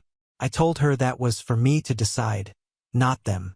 If they had just asked, I could have easily gotten permission from my manager to leave for a few hours for something this important. I've been at my job for 8 years and have tons of goodwill built up. They would absolutely understand something like meeting my newborn nephew. Instead, they all got to share this beautiful family moment together, holding the baby and celebrating, while I was the only one excluded again. I was so upset, I just hung up on my mom mid-sentence. I immediately removed myself from the family group chat too. I couldn't stand seeing their happy hospital photos knowing I was deliberately left out. I was in tears at my desk, which was humiliating because I'm not the type to get emotional at work. My coworker noticed and asked if I was okay, so I went to talk to my manager about what happened. She was actually really supportive and said she absolutely would have let me leave work to meet my nephew, and she thought it was pretty shitty of my family to do that to me. I sat in my car during lunch break just crying and trying to process everything. It wasn't just about missing the birth. It was this realization that there's been this pattern of exclusion going on for years, and I've been making excuses for it the whole time. It made me question whether my family actually wants me around at all. After I calmed down a bit, I messaged my mom telling her how hurt I was by being left out again. Her response? "I'm sorry you feel that way. Not, I'm sorry we excluded you. Or, I'm sorry we made an assumption without asking you." Just that non-apology that puts it all on me, like I'm being oversensitive. My manager looked at the text when I showed her and said that's textbook gaslighting, and that my feelings are completely valid. I didn't hear anything from Sally or B all day. My dad sent one message asking why I left the family chat, but when I explained, he just went silent. I went home feeling like absolute garbage and cried on my partner's shoulder. He's never been my family's biggest fan but has always been supportive of my relationship with them. Even he was shocked by this level of exclusion. I don't know, maybe I am being dramatic? I've always been the one who keeps the peace in the family, the one who organizes birthday gifts and remembers anniversaries and plans holiday get-togethers. I'm tired of being treated like an afterthought when I put so much effort into these relationships. Was I overreacting by hanging up? Update 1. So after Thursday, the day of the birth, I didn't hear a peep from any of my family until Sunday. My phone was completely silent, no calls, no texts, nothing. I figured they were either giving me space or, more likely, waiting for me to crawl back and apologize for making a fuss. Well, I wasn't going to do that this time. On Sunday afternoon, I was stupidly scrolling through Facebook, probably shouldn't have been, but I was curious, and saw that my brother-in-law had posted a whole album of hospital photos. Turns out, all of his family was at the hospital that day too. His parents, his sister, his grandma, even his cousin who lives like 2 hours away. So, literally the only people not invited were me, my partner, and my son. Seeing those photos felt like being kicked when I was already down. I messaged my mother after seeing this and flat out asked what I had done to deserve being excluded from everything. I wasn't even angry at this point, just deeply hurt and confused. Her response was that I've done absolutely nothing wrong. Not to my sister or anyone. She tried claiming that Sally just showed up at the hospital on her own without an invitation, which is complete. Sally is the type who needs explicit permission for everything. She wouldn't have just turned up unannounced at a hospital. She would have asked first or been invited. My mom said they assumed I couldn't get time off work because I'm always so dedicated to your job. I explained that how I manage my work schedule is up to me. If they'd asked and I declined, that would be different, but they never even gave me the option. They decided for me just like they always do. Then my mom went on about how exhausted B is and how we should all be focusing on her right now, not on petty disagreements. As if my feelings are just some trivial drama I cooked up for attention. She also threw in some guilt trip about how disappointing it is that I'm making B's special time all about you. That's when I decided I've had enough. I've told my mother I'm going low contact for a while. This isn't the first time I've been excluded. It's just the first time I'm standing up for myself about it. I'm deeply hurt by their actions, and I need some time to figure out what kind of relationship I want with my family going forward. So that's where things stand for now. I'm focusing on my little family, my son and partner, and my in-laws, who I saw over the weekend and were actually supportive about the whole thing. My mother-in-law offered to come over and watch my son so my partner and I could have a date night to decompress from all the stress, which was really sweet. I'm also thinking about starting therapy again. I stopped going last year because things were going pretty well, but maybe I need some professional guidance on setting boundaries with family. This pattern has gone on for too long, and I don't want to keep feeling like the family outcast again. Thank you to everyone who took the time to read and comment. It really meant a lot during this shitty time. It helps to know I'm not just being oversensitive like my family seems to think. Update 2. A lot of you asked for another update, so here goes. Sorry it took a while. I've been trying to sort through my feelings and figure out what to do. B finally contacted me last night out of the blue. It had been almost 2 weeks of complete silence from her. Then suddenly my phone lights up with her name. I almost didn't answer but figured we needed to talk eventually. The conversation started off awkwardly. She asked how I was doing in this overly casual way, like nothing had happened. When I didn't respond with the same fake cheerfulness, she immediately got defensive. She claimed she never told me that no one was allowed at the hospital, and that the plan was always for all her in-laws to go. She said she'd also already had a conversation with Sally about her going too. She said I must have misheard her or misunderstood. I gently reminded her that my partner had been sitting in the same room that day when she specifically said, "No one at the hospital other than parents." So it seemed unlikely we'd both misheard. I told her the first thing my partner said when I told him Sally was at the hospital was, "But she said no one other than yours or her husband's parents." Then she shifted gears completely and said she'd been upset that I hadn't reached out to her after the FaceTime call to check on her and the baby. She said she'd refused to chase me, when I was the one who hung up and left the family chat. I explained that I had no idea what had been going on with her, whether she'd been discharged or anything, and that as a new mom, I figured she wanted space with her baby, which seemed reasonable to me. I certainly didn't expect her to chase after me when she had a newborn to care for. She then told me they've had to go back to the hospital daily since discharge because the baby's been having some health issues with jaundice and feeding. I told her I was genuinely sorry to hear that and hoped the little one would get better soon. I mean, regardless of our issues, I don't want my nephew to be sick. There was this awkward pause, and then she asked when I was planning to see the baby. I said I didn't know and that it would depend on getting an invitation, given what happened last time. She said the invitation was open, but that she's feeling really sore and bruised from the C-section, understandable, and doesn't know how she'll feel day to day. So I'd need to set aside some time and check with them first if we wanted to visit. The conversation went around in circles for a while. She kept making these passive-aggressive comments about me, making everything about myself, and how she expected more support from me as her sister. I kept trying to explain that I was trying to be supportive but felt hurt by being excluded. We weren't really getting anywhere productive. I left it at that, since it was past 10 p.m. and I needed to sleep. I hadn't even had dinner yet because the call went on so long. I talked with my partner afterward, and he thinks we should go completely no contact with them. He says life's too short to keep trying with people who clearly don't value me. He's pretty pissed about how they've treated me but said he'll support whatever decision I make. I'm still not sure what to do. I've been a doormat for too long, always making excuses for their behavior and putting their feelings above my own. Update 3. I messaged B and told her that when she was feeling up to it to let me know a day and we would come visit. I figured I'd be the bigger person and make the first move. She left me on read and never responded. Whatever. I'm just letting her get on with things. She's a new mom with a potentially sick baby. I get that she has other priorities right now. My mom's been constantly sending messages and trying to FaceTime me. Most of them are about random stuff like recipes she tried or things my nephew is doing, completely ignoring the elephant in the room. I've barely been responding to her messages. Haven't heard anything from Sally or my dad in the last couple weeks. This evening, my mom FaceTimed me again. I wouldn't have answered, but my son was next to me and got all excited when he saw his grandmother pop up on my phone. So I had to pick up. She tried to act all normal and nice, like nothing happened, chatting about the weather and asking my son about school. I was pretty blunt with her, giving short answers and not engaging in the usual small talk. I could tell she was annoyed that I was still being off with her.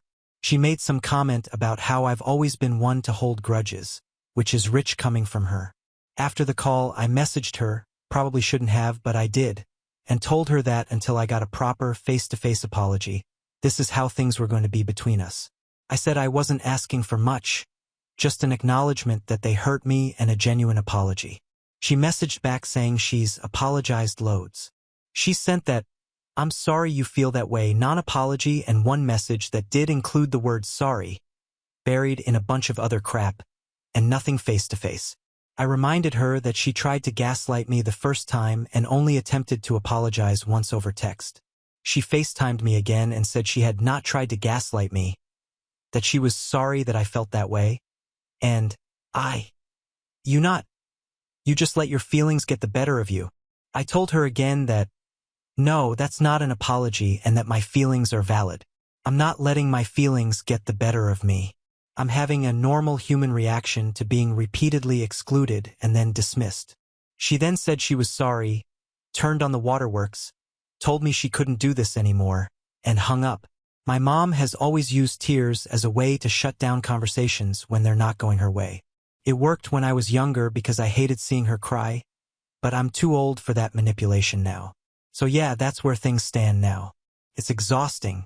Other than all this drama, I've actually been okay, just focusing on my son, my partner, and my work. I've been trying to be more present with my son. I've kind of come to terms with the fact that I'm not going to have that close-knit relationship with my family that I always wanted. But that's okay. I have my partner, my son, and my in-laws. They're the ones who need to be the important people in my life now. I've started therapy again too. Had my first session yesterday. It was mostly just catching my therapist up on everything that's happened since I stopped going last year, but it felt good to talk to someone objective. She suggested setting clear boundaries with my family rather than cutting them off completely, which makes sense. I doubt there will be another update, but thank you to everyone for taking the time to read and comment. It's really helped me feel less crazy about the whole situation. Update 4. Okay, I honestly didn't think there'd be another update, but here goes. This just happened today, and I'm still feeling unsure about everything and pretty upset. Over the last few weeks, a lot has happened. My mom and dad both apologized properly, like actual, real apologies where they acknowledged what they did wrong and how it hurt me. We're working on rebuilding our relationship. Whether you agree with that decision or not, it's what I've chosen to do. They're still my parents, and I want my son to have grandparents in his life. For the record, my dad admitted that my mom was the one who told Sally she could come to the hospital. Apparently, she didn't think it would be that big of a deal since I was at work. He said he should have spoken up, but didn't want to cause drama at such a happy time. At least he owned up to it, which I appreciate. Sally also came to see me last weekend, and we talked through the whole situation like adults. She brought coffee and actually listened to my perspective. She admitted she didn't consider how it would look to me when she got to go to the hospital and I didn't. She said she just assumed I'd been invited to but couldn't make it because of work. We both apologized to each other for the misunderstandings and hurt feelings, and things have been okay since. Not back to normal, but better than before. While Sally was visiting, she suggested I be the bigger person and reach out to B again. She said B's been struggling with postpartum stuff and is overwhelmed with the baby's health issues. Apparently, he's still having problems. After thinking about it for a few days, I messaged B and told her I would be taking my son to see our parents today, and that she was welcome to come by if she wanted to see us. I figured a short visit with other people around might be easier than a one-on-one meeting. My son, partner, and I got to my parents' house this morning around 10 a.m. My dad made his famous pancakes, and my son was showing my mom his new video game. We had to leave by 11:30 since we had other commitments today. My son has a birthday party to go to this afternoon. We were having a nice time, and I was starting to think B wasn't going to show up after all. But about 45 minutes after we arrived, B showed up with her baby, now 5 weeks old. She looked exhausted with dark circles under her eyes. She barely said hello before sitting down and starting to fiddle with the baby's blanket. My mom asked B to let me hold the baby, but B refused and said we needed to talk first, which was fine. I wasn't going to push her on it. I tried making conversation, commented on how cute the baby was. He really is adorable. Asked how they were all doing at home with the dog and everything, and even gave her a gift that my partner and I had picked up recently. B gave me one-word answers while my mom filled in all the details about the baby's feeding schedule and doctor's appointments. It was awkward as hell. At one point, B handed the baby to my mom and left the room without saying anything. She was gone for about 10 minutes. My mom asked me to go check on her, but I refused because she'd barely acknowledged any of us since arriving. When she came back, she still barely spoke. She just took the baby back from my mom and sat there, staring at him. As we were getting ready to leave, B suddenly said she was sorry for being quiet, but that she was feeling awkward after 5 weeks of not talking. She said I'd upset her by not contacting her to check on her and the baby. I explained that I knew she had a lot going on. Being a new mom, exclusively breastfeeding, not getting much sleep, and recovering from surgery, and I hadn't wanted to bother her. That's when she lost it. She started shouting at me, calling me ridiculous, and saying that's not what sisters do. Sisters are there for each other and that I'd hurt her feelings. She continued yelling while holding her baby, which made me really uncomfortable. That she never said I couldn't go to the hospital, that I'd misconstrued what she said, and that she didn't know how this would ever be fixed. My partner, mom, and dad tried to defuse the situation by saying they could see both sides, and that even though we were frustrated with each other, she needed to calm down and just talk. She then started shouting at my parents, saying she was sick of them taking my side. At that point, I couldn't even speak. I was so shocked by her outburst. My son was in the room and picking up on all the anger from B and asking to leave.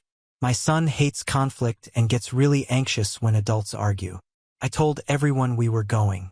I wasn't going to have my child witness this kind of behavior. My parents followed us outside. My mom asked me to go back inside, but I couldn't.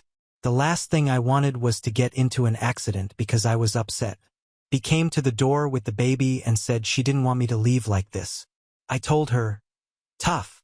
I tried to be civil, and all she had done was shout at me. My partner tried to get me to turn around and go back, saying we should clear the air once and for all. But I just couldn't bring myself to do it. I was so upset. I just wanted to go home and process everything. My mom called when we got home to check if I was okay. I broke down and said, no. I told her I'd tried, but all she had done was yell at me and try to make me out to be a liar. She'd taken zero accountability for what she'd said to me and my partner all those weeks ago. My parents actually commended me for staying so calm while B was shouting. I explained that I refused to be a parent who loses it in front of their kid, and in order to stay calm, I needed to leave. My mom suggested that maybe B is dealing with postpartum depression or anxiety, which might explain but not excuse her behavior. She said B's been having a really rough time with the baby's health issues and lack of sleep. I understand that, but it doesn't give her the right to scream at me in front of my child. My mom and partner both think I should contact B once I've calmed down, but I honestly don't know what to even say at this point. I feel like I've tried everything. I've reached out. I've explained my feelings. I've brought a gift. I've tried to be understanding of her situation. Nothing seems to work. So that's where things stand right now. I'm torn between wanting to fix things with my sister for the sake of our children growing up together and feeling like I've already done everything I can. I don't want my son to grow up without knowing his cousin, but I also don't want to subject him to that kind of toxic environment. I've got another therapy session tomorrow, so I'll talk it through there. Now on to the next story. Story 6. I refused to go on our family Christmas vacation because my sister invited the boy who bullies my daughter at school. When he heard my daughter was going, he immediately backed out.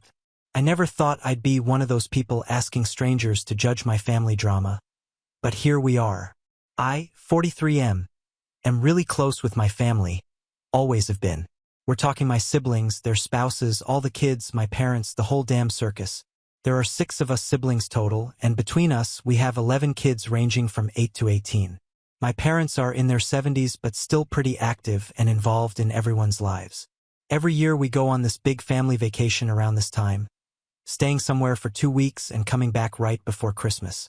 We've been doing this since we were kids ourselves, and now our kids are part of the tradition. We rent this big cabin in the mountains a few hours away. There's a lake nearby for swimming in summer, and in winter, there's sledding in this little ski resort about 20 minutes away. We're supposed to leave in like a week. I'm divorced and have full custody of my daughter, 15F. It's been that way for about 8 years now. Her mother isn't in the picture much, sees her maybe twice a year if that, but that's a whole other story that I'm not getting into. The divorce was messy. There was some stuff with alcohol, and eventually she just sort of checked out of parenting. She lives in another state now with her new husband, makes the occasional phone call and sends birthday and Christmas gifts, usually late, but that's about it. My kid's great, though. She calls herself a nerd and is pretty much into all the stereotypical stuff. Anime, video games, Star Wars, you know the type. She's got these big, thick glasses that she's always pushing up her nose when she gets excited talking about something. She used to get bullied pretty bad in middle school, but high school's been better. Most of that crap stopped once kids grew up a bit. She's got a small group of friends now who are into the same stuff, and they have sleepovers and go to those comic convention things together sometimes. Except for this one kid. I'll call him Jeff, 16M.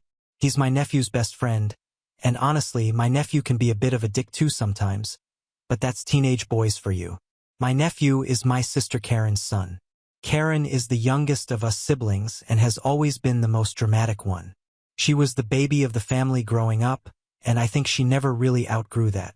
Everything's always a big deal with her. But this Jeff kid? Complete nightmare. We've had so many meetings with the school about him. We've met with his parents multiple times. My daughter switched classes to avoid him. None of it works. This little goes out of his way to torment her.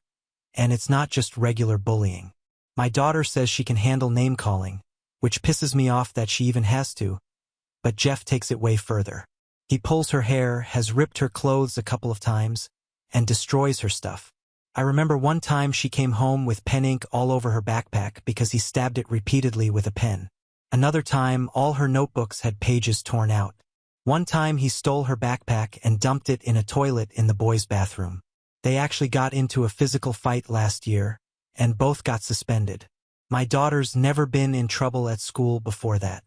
I remember picking her up from school after that fight, and she had the split lip and her knuckles were all bruised. Apparently, Jeff had stolen her backpack. She confronted him, he shoved her, and she just snapped and punched him in the face. Can't say I blame her.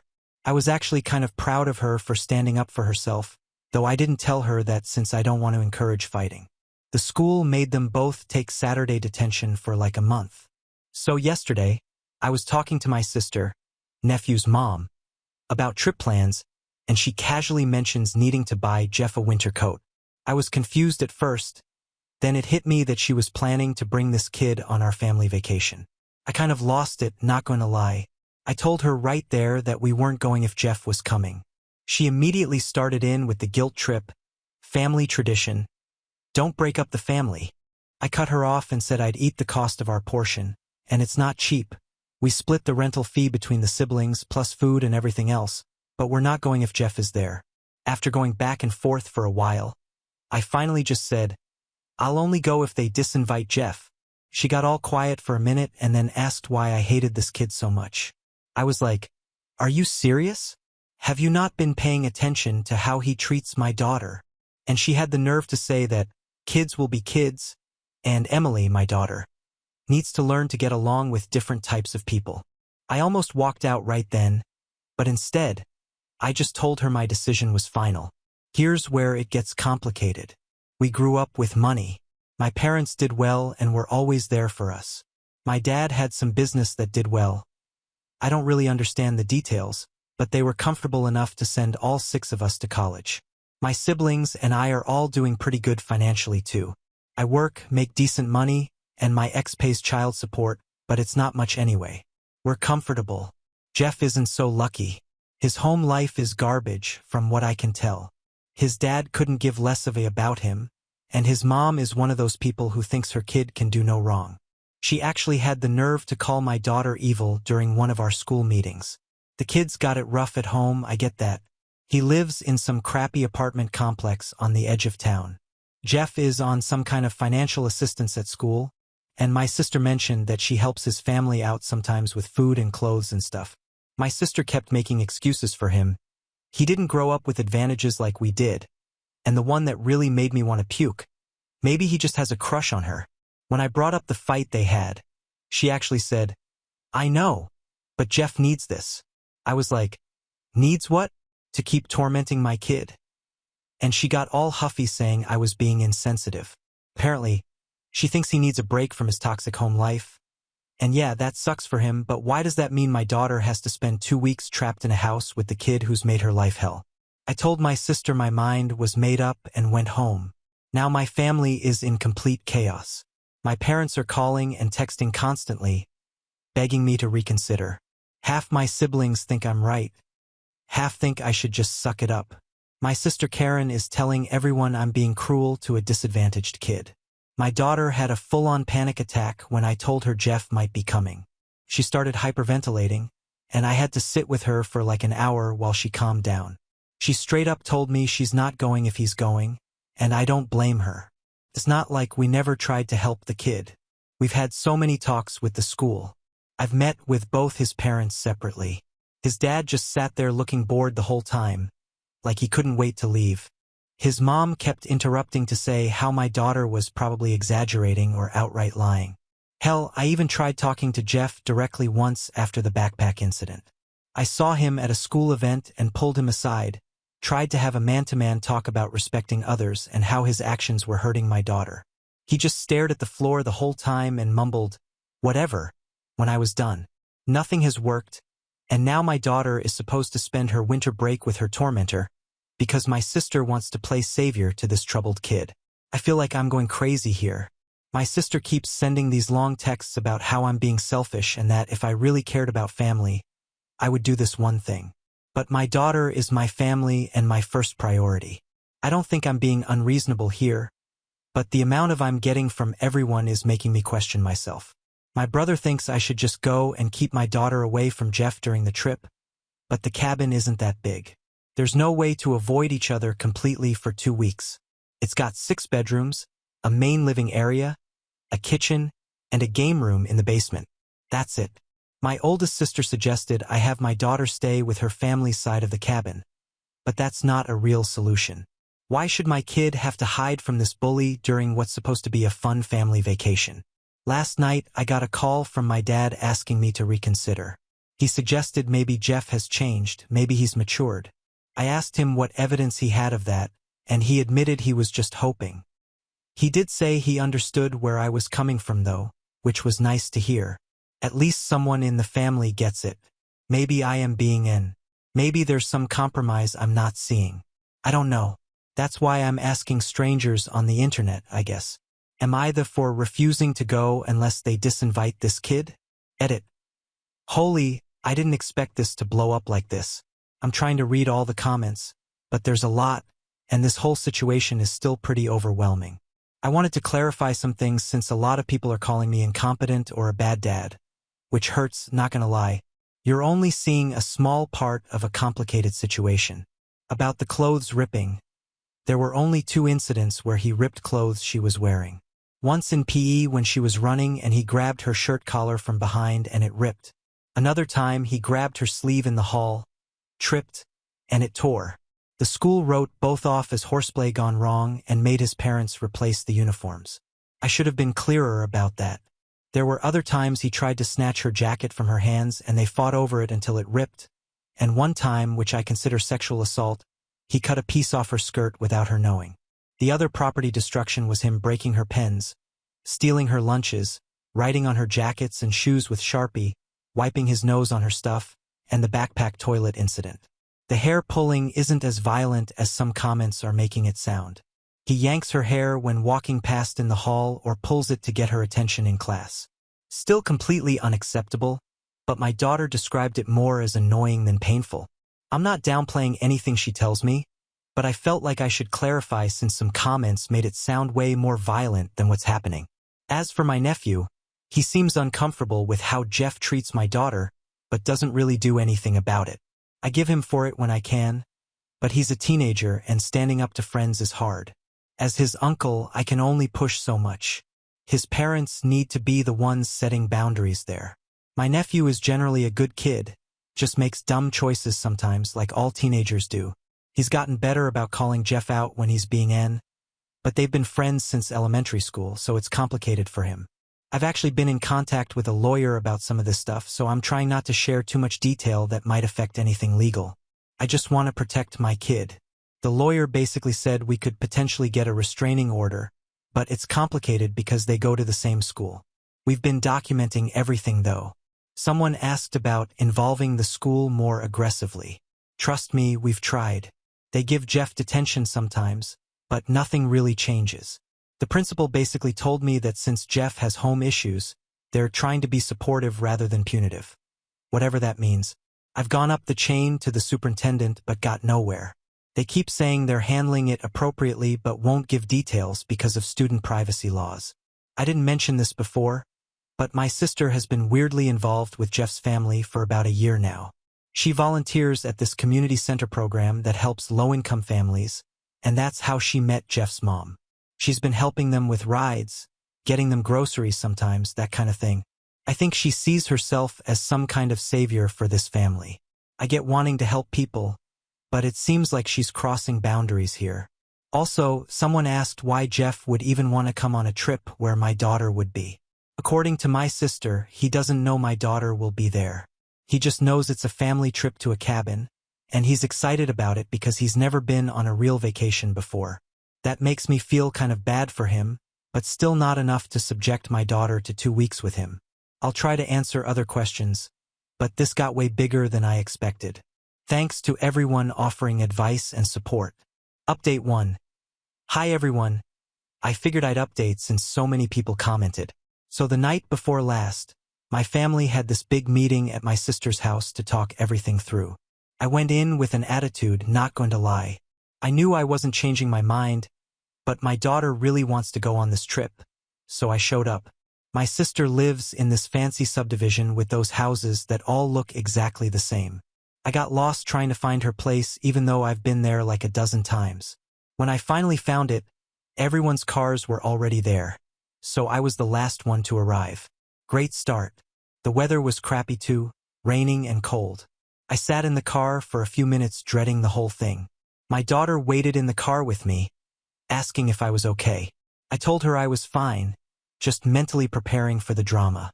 She said, "We can just go home if you want." But I knew we had to get this resolved one way or another. My sister's house is always too warm, and she had these scented candles burning that gave me a headache within like 5 minutes of being there. Everyone was already gathered in her living room with these tense looks on their faces, like somebody had died or something. It started with my sister and mom crying and begging me to just go. That got shut down pretty quick by pretty much everyone else there. My mom kept saying, "I just want everyone together for Christmas," over and over, like a broken record. My sister kept going on about how bad she feels for Jeff because of his crappy home life. She mentioned that Jeff and Emily have been polite to each other when family's around, so she thought they were getting over their issues. Yeah, because my daughter is terrified of making a scene. My sister went into this whole sob story about how Jeff's dad lost his job last year and his mom works 2 jobs now and they might lose their apartment. I feel bad for them, really, but that doesn't change how he treats my daughter. She also mentioned that Jeff doesn't really have anywhere else to go during the break since his mom will be working and his dad is, in her words, not reliable. I guess his dad was supposed to have him for Christmas but backed out or something. I also found out the financial waiver Jeff is on at school covers his tuition, not just uniforms like I thought before, so I was wrong about that part. Apparently my sister has been helping his family more than I realized. She's been driving him to school most days since his mom's car broke down, and she's been buying him clothes and stuff pretty regularly. No wonder she feels invested in him. At one point, my sister got so emotional talking about Jeff's home life that she had to take a break and go to the kitchen. My brother followed her to talk privately, and I could hear them arguing but couldn't make out what they were saying. When they came back, my brother seemed annoyed, and my sister's eyes were all red from crying. Anyway, my sister was trying to convince the whole family to let Jeff come. And look, I do feel bad for the kid's situation. I'm not a monster, but my empathy for Jeff doesn't outweigh my responsibility to protect my daughter. Thanks to someone's comment, I straight up said, "My daughter does not feel safe around Jeff," which made my brother-in-law, my sister's husband, say, "Well, that settles it." That was pretty much the only thing my brother-in-law said the whole night. He mostly just stood in the corner drinking beer and looking uncomfortable. My other sister, Lisa, suggested maybe Jeff could come for just one of the 2 weeks and Emily could come for the other. I shot that down immediately. Why should my kid miss half the vacation? Plus, I can't take 3 weeks off work. One for the first half of the trip, one to come home while Jeff's there, then another to go back for the second half. That's ridiculous. Turns out my sister was the only adult who actually wanted Jeff to come. My mother and one sister-in-law wanted us to compromise and just ignore Jeff during the trip. Everyone else was firm that Jeff shouldn't be there. No one even knew he was invited until I sent the group text saying we weren't going because of him. Not even my sister's husband knew. My dad, who's actually a therapist, has been super supportive through all this. He's one of those old school guys who doesn't show much emotion usually, but he's been calling me every day to check in. During the family meeting, he brought up some concerning points about potential sexual assault. Apparently my nephew told him that Jeff does have a thing for Emily but has a really unhealthy way of showing it. Dad was worried that being in a house together for 2 weeks could lead to Jeff trying something. That caused another whole argument. My sister got defensive, saying my dad was making unfair assumptions about Jeff. My dad stayed really calm and talked about patterns of behavior and escalation, and a bunch of other stuff I don't really remember, but it seemed to get through to my sister a little. My youngest brother, who had been quiet most of the night, finally spoke up and asked my sister why she was so invested in this kid. She got all defensive and said she was just trying to help a family in need. He pointed out that there are lots of families in need that don't involve a kid who torments his niece. That actually seemed to get through to her more than anything else that was said. We all took a break after that and had some food. My sister had ordered pizza, but it was cold by the time we actually ate it. Emily was in the basement with the other kids watching a movie. I checked on her a couple times, and she seemed okay, but I could tell she was anxious about how all this would turn out. In the end, they decided Jeff wasn't going. I told my sister she was doing a great thing trying to help this troubled kid, but her niece needed to come first in the situation. Someone in the comments pointed out Jeff might retaliate against Emily for being disinvited, so we came up with a plan. My nephew had to tell Jeff at school that nephew, didn't want Jeff and Emily fighting the whole trip so Jeff couldn't come.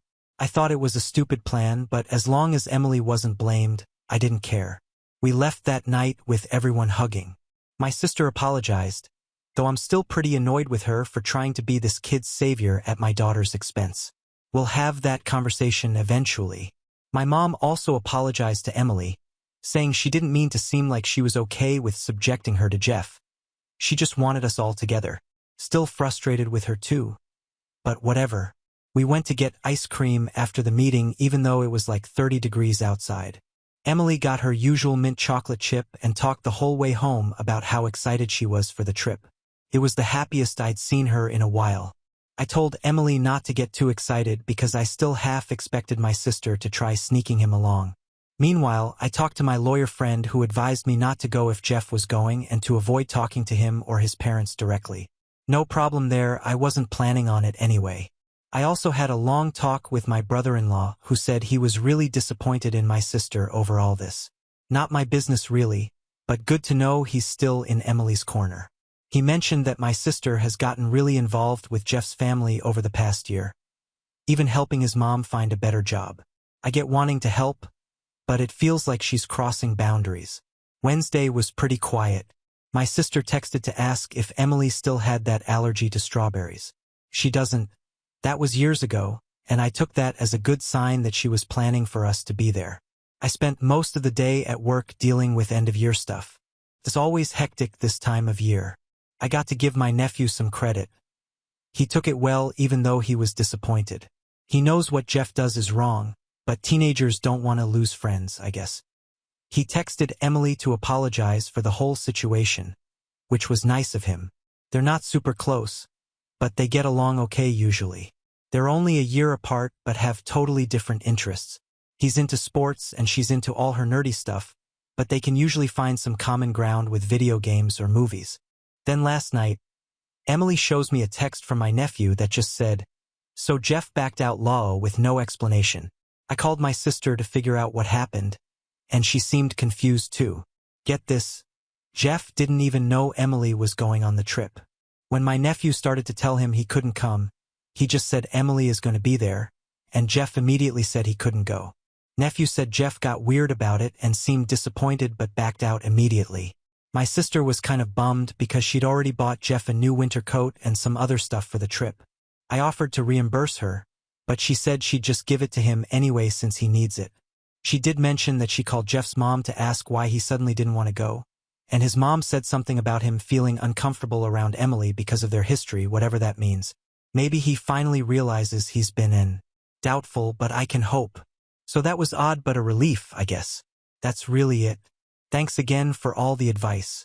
I'll probably update again after the trip if anything interesting happens. But I'm hoping for boring and peaceful. Happy holidays or whatever. Update 2. Quick update because a few people messaged me asking how the trip went. It was mostly fine. The cabin was nice, weather was decent, kids had fun.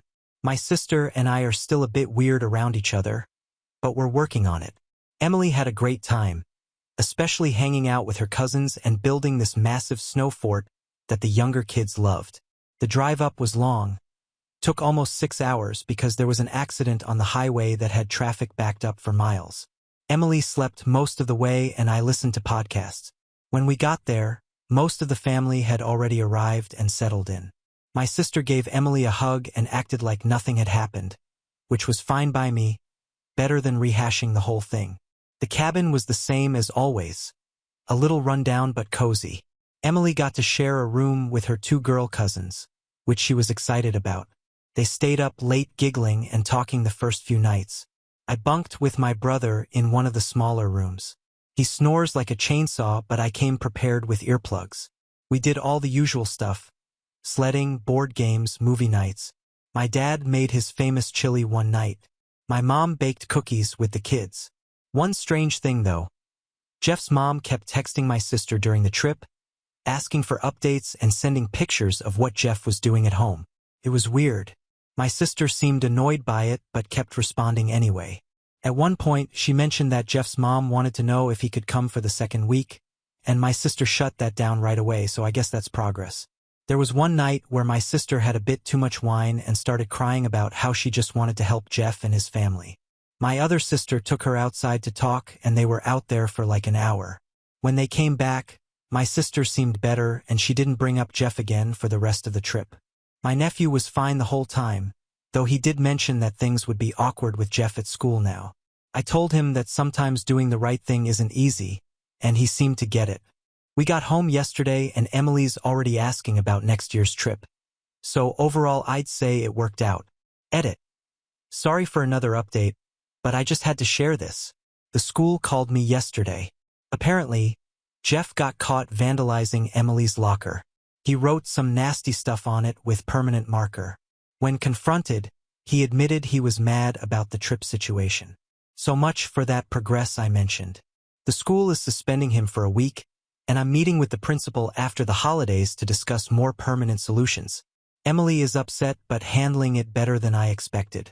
My sister actually called to apologize again, and she's finally admitting that Jeff's behavior is a serious problem. I guess sometimes it takes things getting worse before they can get better. Anyway, just wanted to close this out. Now on to the next story. Story 7. Wife's coworker called me clueless on the phone, so I waited until she was asleep to check her messages and found out they had been having an affair for 6 months and making fun of me. Okay, so throwaway account because, well, you'll see. I'm still reeling from all this, and I haven't told anyone in my real life yet. I need to get this out, even if it's just to a bunch of strangers on the internet. It feels like my life's been turned upside down, and I'm just trying to piece together what the hell happened.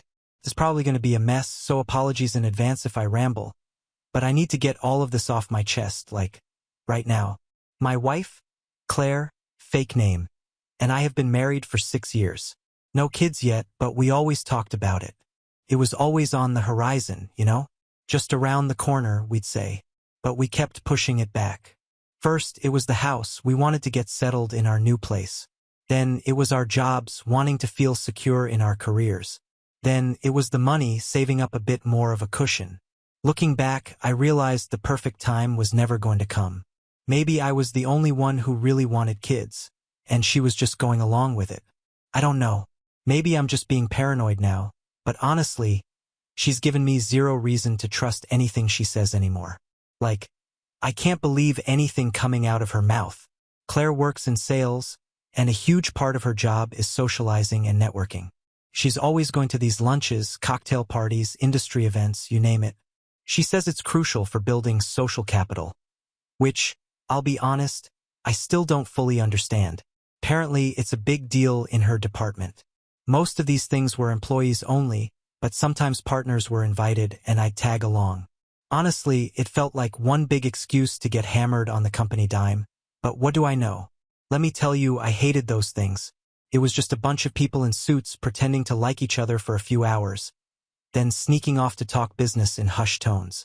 I'm a roofer, so I'm used to honest, hard work, not all the schmoozing. But I went along with it to be supportive of Claire. That's how I met Gary. First impression? Total tool. He was one of those guys who's always sucking up, trying to act like your best friend but in this condescending way. You know the type, calls you my guy, when you've barely spoken 2 sentences to him. Yeah, that was Gary. He had this way of talking that just set my teeth on edge. He would always make these backhanded compliments that were supposed to be funny but were really just insults. I got weird vibes from him from the get-go. I remember the first time we met, I told him I was a roofer and he goes, "Well, that's certainly a career choice." In this tone that made it clear he thought it was a bad career choice. Like, what's that supposed to mean? It's honest work and it puts food on the table. Anyway, I usually just ignored his snide remarks for Claire's sake. I didn't want to create any bad blood between her and her coworkers. I mean, that's a fair thing for a husband to consider, right?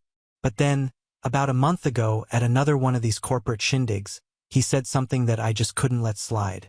I had to leave early because I had a job the next morning and I needed to get some sleep. I was going to head out without Claire. But then Gary chimed in with, "Don't worry. I'll keep taking great care of her for you." He was all smirk. It was the way he said it.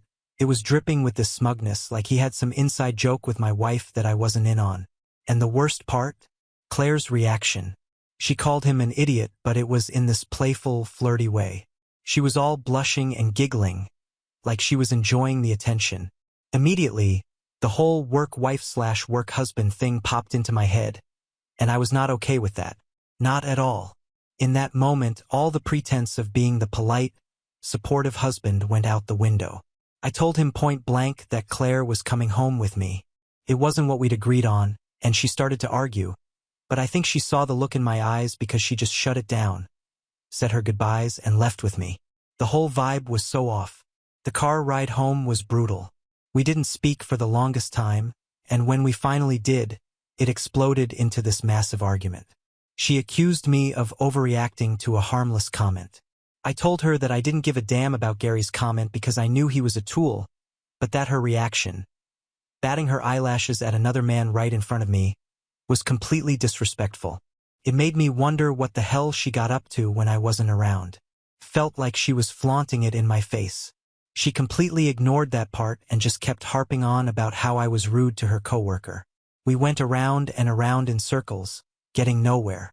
Things were tense as hell after that. I made a point of not going to any more of her work events, and she, in turn, became a lot more tight-lipped about what went on at work. She stopped mentioning Gary altogether. I honestly didn't want to hear anything about that guy, but another part of me felt uneasy. It didn't feel like she was trying to spare my feelings. It felt like she was hiding something, like there was this big secret she was keeping from me. The whole situation just felt so wrong. After a while, things seemed to go back to normal, at least on the surface. But that incident with Gary was just eating away at me. I didn't have any proof of anything, nothing concrete.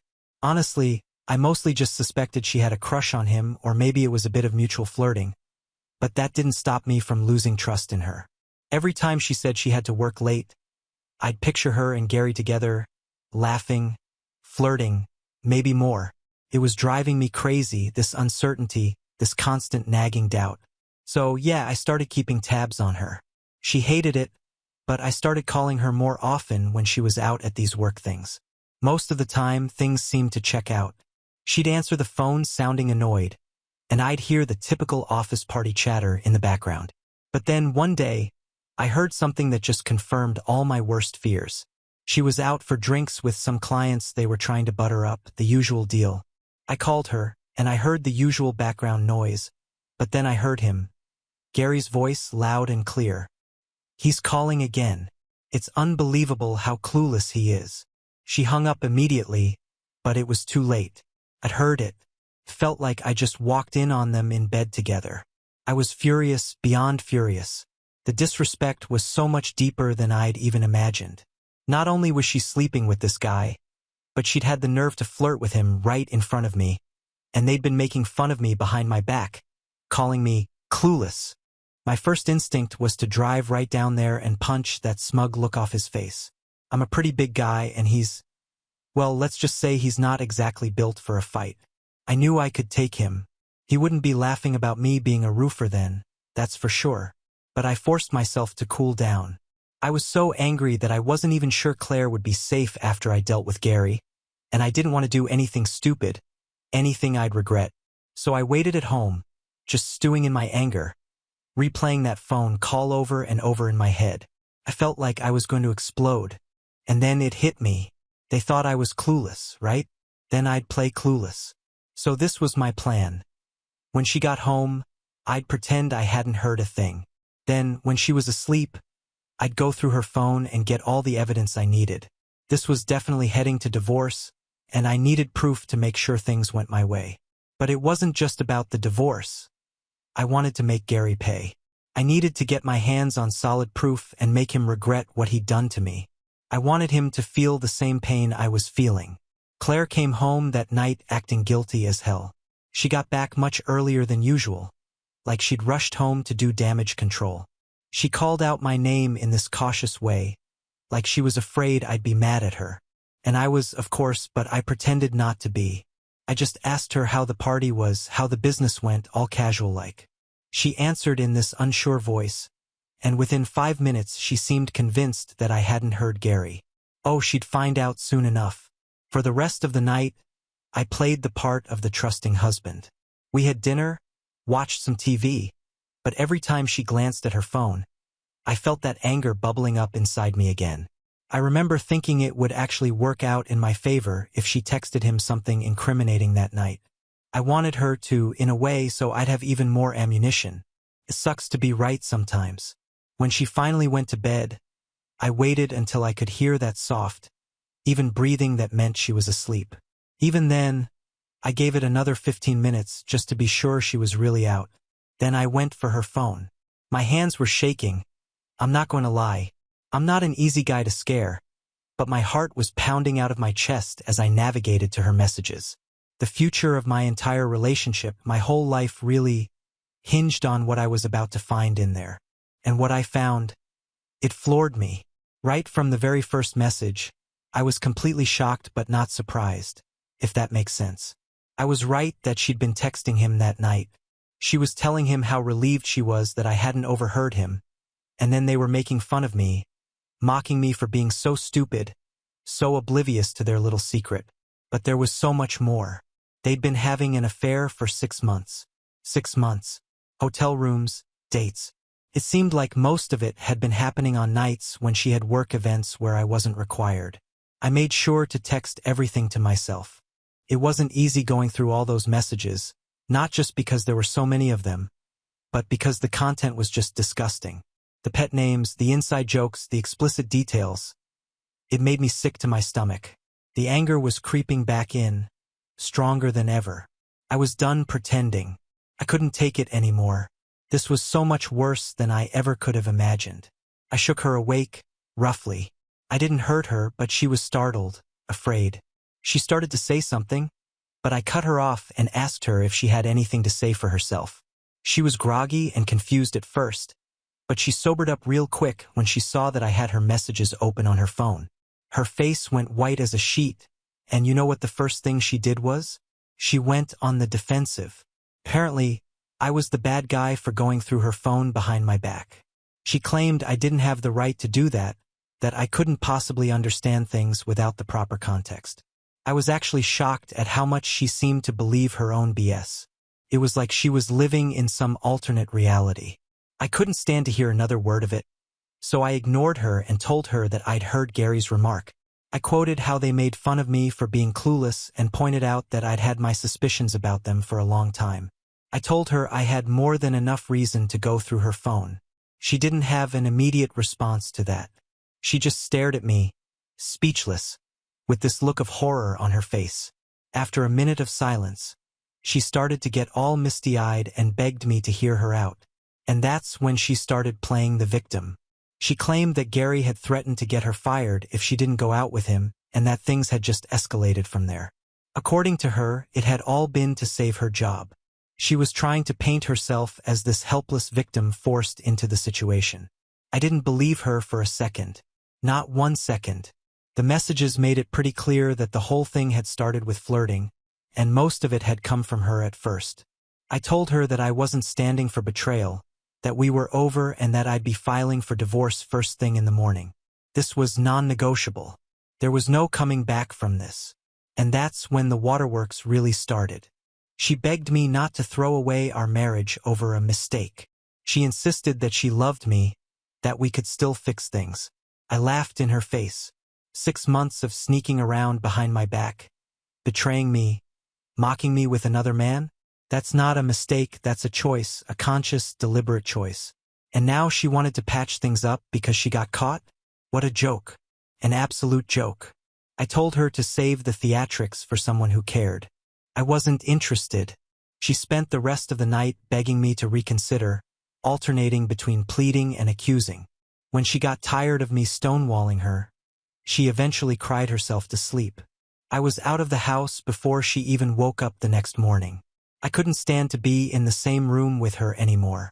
I had a lot of work to do, but I made sure to find some time to talk to a divorce lawyer and get the ball rolling.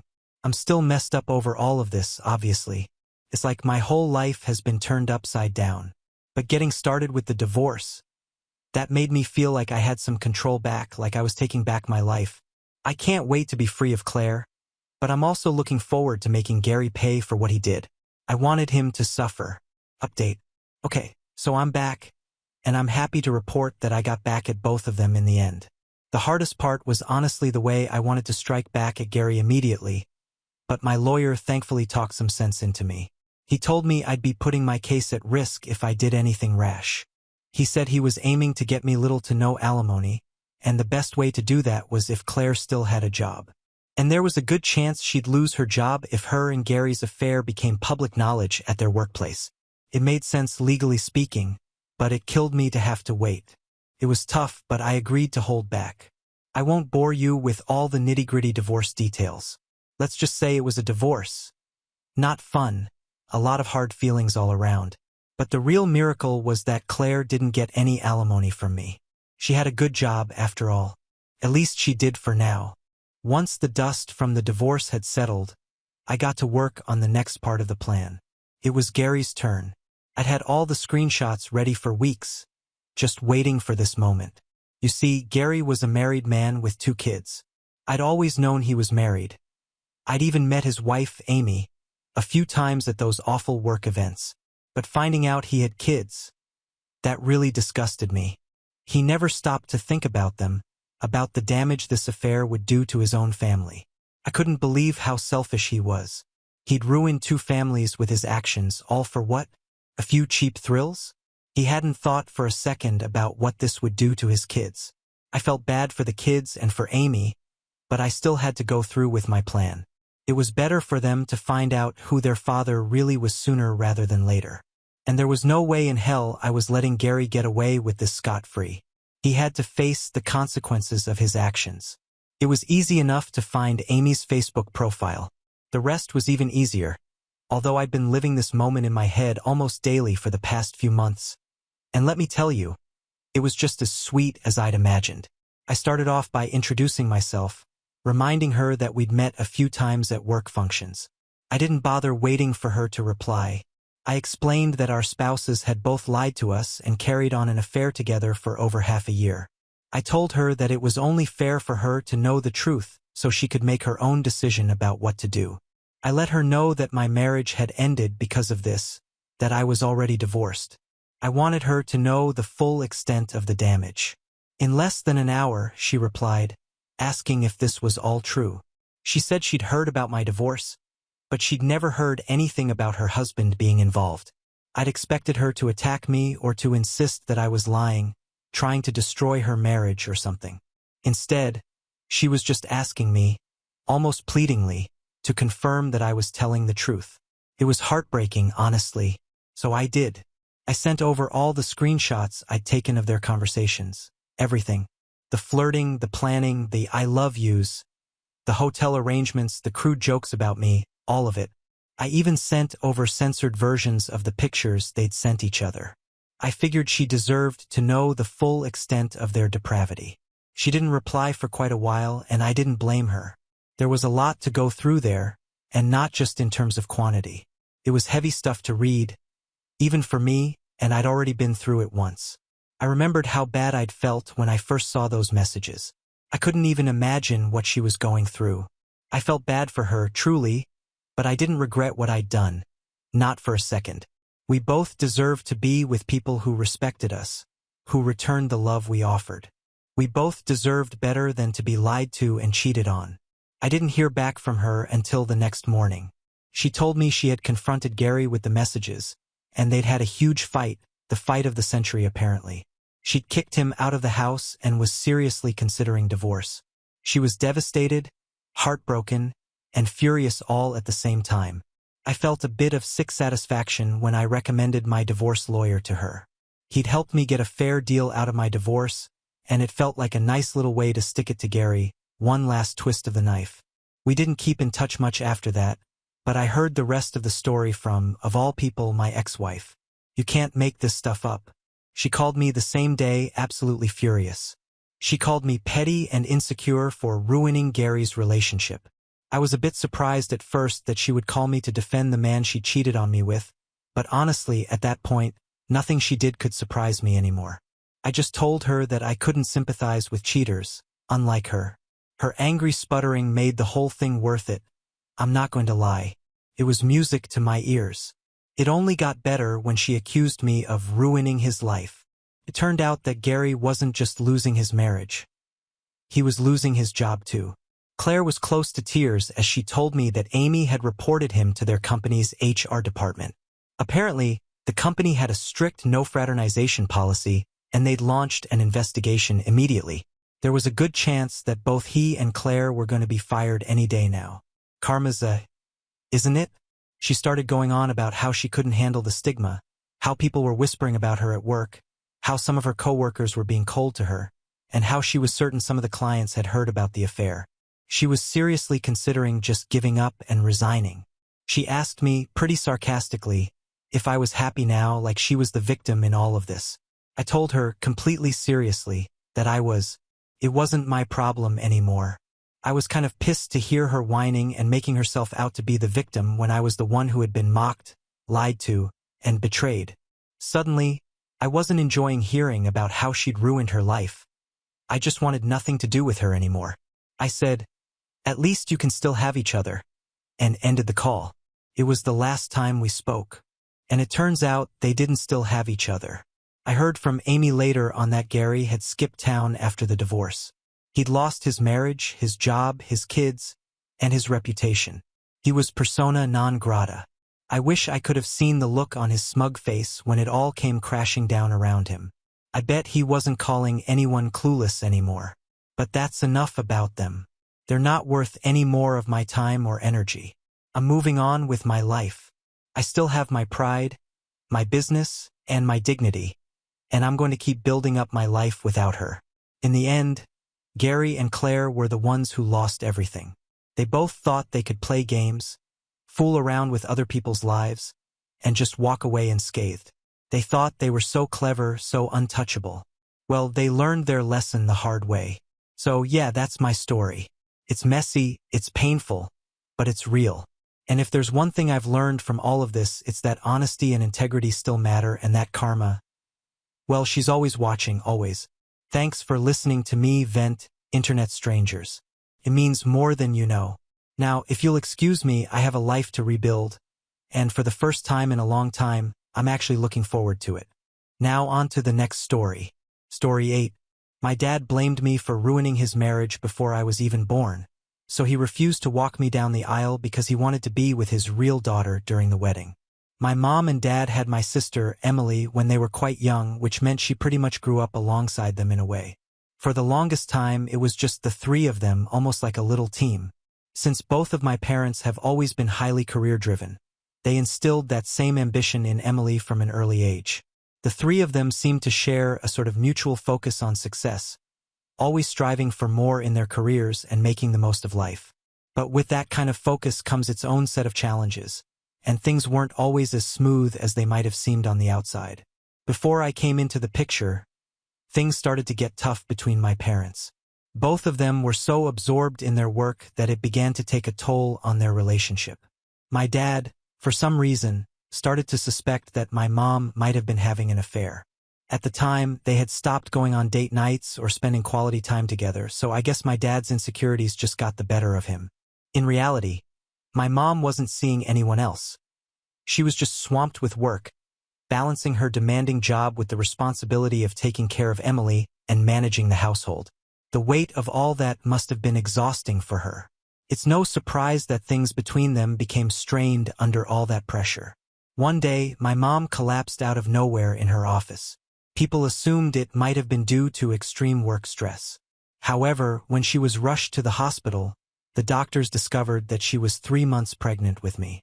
The craziest part? She hadn't even noticed. Between the intense demands of her job, managing the household, and taking care of Emily, it seems the signs of her pregnancy just slipped under the radar. But the real storm came when my dad heard the news. His initial reaction wasn't excitement or surprise, it was disbelief, and not the good kind. He outright refused to believe that the baby my mom was carrying was his. This accusation hit my mom hard. She was unfairly being accused of something as hurtful as infidelity. They argued bitterly, my mom defending herself, insisting she had never been unfaithful, but it seemed like my dad was too caught up in his own suspicions to listen. Emily, who was old enough to witness everything, has told me that my dad even moved out that same night. He told my mom that he wasn't going to return home until she could prove that I was his child. Well, when the DNA results finally came back confirming that I was indeed my dad's child, he was dumbstruck. My paternal grandparents were furious with him after that. They tore into him for being such a terrible husband, for doubting my mom who had done nothing but remain loyal and carry the weight of their family on her shoulders. They stood by my mom's side, calling out their son for his lack of trust and faith in her. After facing the wrath of his own parents and realizing how deeply he had hurt my mom, my dad was left with no choice but to beg my mom for her forgiveness. He eventually moved back in for the sake of us, but things were never quite the same between them. From that point on, my mom made it clear to him that the dynamic in their marriage was going to change. She had always been the one to go above and beyond, taking on more than her fair share of responsibilities, both at work and at home. But after everything that happened, she had realized just how precious her life was. She wasn't willing to continue carrying that burden alone. She told my dad in no uncertain terms that he had to step up around the house. If he didn't, she was prepared to walk away. It wasn't just a warning. It was a shift in power in their relationship. My dad, who had no choice but to acknowledge his mistakes, had to give in to all her demands. From that point on, things were different. They may have reconciled, but the trust between them had been fractured, and my mom was no longer willing to go the extra mile to hold everything together alone. For this very reason, my dad has always seemed to carry this belief that I was somehow the cause of this fracture in their marriage. He believes that it was because of me that their marriage was never the same. I know it sounds almost unbelievable, childish even, but that's exactly the way he operates. In his mind, it's as if my existence triggered the unraveling of their relationship, like I was the reason he suspected my mom in the first place and the reason their marriage completely changed afterward. Ever since I was born, He's held this bizarre grudge against me and has always sort of ostracized me from his life. It's hard to explain, but my dad is incredibly manipulative in this way. In front of others, he puts on this act. He's kind, pleasant, and even affectionate towards me when other people are around. But the moment it's just the two of us, or even just Mom or Emily, his attitude towards me changes completely. He treats me with such coldness, as if I shouldn't even exist. It's like flipping a switch. I have always felt his dislike towards me, ever since I was a child. Even my sister, Emily, remembers how distant and neglectful he was when I was born. She's told me stories of how sometimes whenever I would cry, my dad would just let me be, not making any effort to comfort me, hold me, or even acknowledge that I was upset. He would leave all of that to my mom, Emily, or the babysitter, anyone but him. It was like he had decided from the start that I wasn't his responsibility, that I was an unnecessary addition to their lives. He has always made me feel like a burden, like I didn't belong, and that feeling has stuck with me for as long as I can remember. The only time he ever seemed to take any notice of me was when I excelled at something, particularly in school. In high school, I became this ardent people pleaser, desperately seeking my dad's approval, and the only way I knew how, through my achievements. I worked incredibly hard just to get good grades because I knew that was the only thing that would make him acknowledge me. It was like his attention came with a price tag. I had to perform, I had to be exceptional, or else I was invisible to him. It wasn't about love or connection. It was transactional, and I spent so many years chasing that approval, hoping it would be enough to make him see me. But deep down, I always knew that no matter how well I did, I could never change the way he saw me. As I grew older and went off to college, I slowly started realizing that no matter how hard I worked or how well I performed academically, I would always fall short in comparison to Emily in my dad's eyes. It didn't matter how many good grades I brought home or how much effort I put into trying to please him. I was always a distant second to my sister. However, I have never resented my sister over this. Emily and I have always had a great relationship, and I'm so grateful for her. Because of the big age difference between us, she's always treated me almost like her own child. She's incredibly loving, nurturing, and protective of me. Emily has always tried to make sure I felt included, loved, and valued. Although I don't blame her for any of my dad's behavior towards me, deep down, I do sometimes feel a tiny bit jealous that she gets to have a good relationship with our dad in a way that I never can. Emily and my dad have this close bond, their own special connection that I've always been on the outside of. I think part of me has always yearned for that same kind of relationship with him. But no matter how much my mom pushed my dad to include me, he never really did. He always made me feel like an outsider, like I didn't belong in that part of their world. My mom tried so hard to get him to make an effort, but it always seemed like his heart just wasn't in it when it came to me. That hurt more than I can even put into words. Hence, after I graduated from college, I realized I had spent so much of my life running after my dad's attention, desperately seeking the approval that never came, and it was draining. I was exhausted from always feeling like I wasn't enough, like I was chasing something I could never reach. So I made the decision to stop. I stopped running after my dad, stopped trying to make him see me, and instead turned inward. I started going to therapy where I could finally confront all the pain and frustration I had carried for so long. Therapy helped me work through my feelings of abandonment and exclusion, and it allowed me to begin healing. As I focused more on myself, I started putting my energy into things that truly mattered. My personal growth and my career. I poured myself into my work for years. It wasn't easy, and it took time, but I have eventually reached a point where I no longer need my dad's validation as I did before. I have found peace in accepting that I may never have the relationship I always wanted with him. 3 years ago, John came into my life and everything changed for the better. He's charming and tall, and from the moment we met, we just clicked. It didn't take long for us to fall in love, and being with him has made me a stronger and better woman. John has been my rock, always supporting me and encouraging me to grow. What I love most about him is that he knows everything about my family history, all the ups and downs, especially the complicated relationship I have with my dad, and doesn't judge me. In fact, he strongly dislikes my dad, and honestly, I don't blame him. Whenever John has had to meet my dad during family events like lunches or gatherings, he usually ignores him, just like my dad has ignored me for most of my life. I think that's his subtle way of standing up for me. If they ever do talk, it's very surface level, with John giving polite but brief one-word answers. My dad has never said anything to me about John's behavior, probably because he doesn't want to acknowledge that John is simply treating him the way he's treated me all these years. A few months ago, John proposed to me, and of course I said yes. Since then, we've been in full wedding planning mode, excited about this new chapter of our lives together.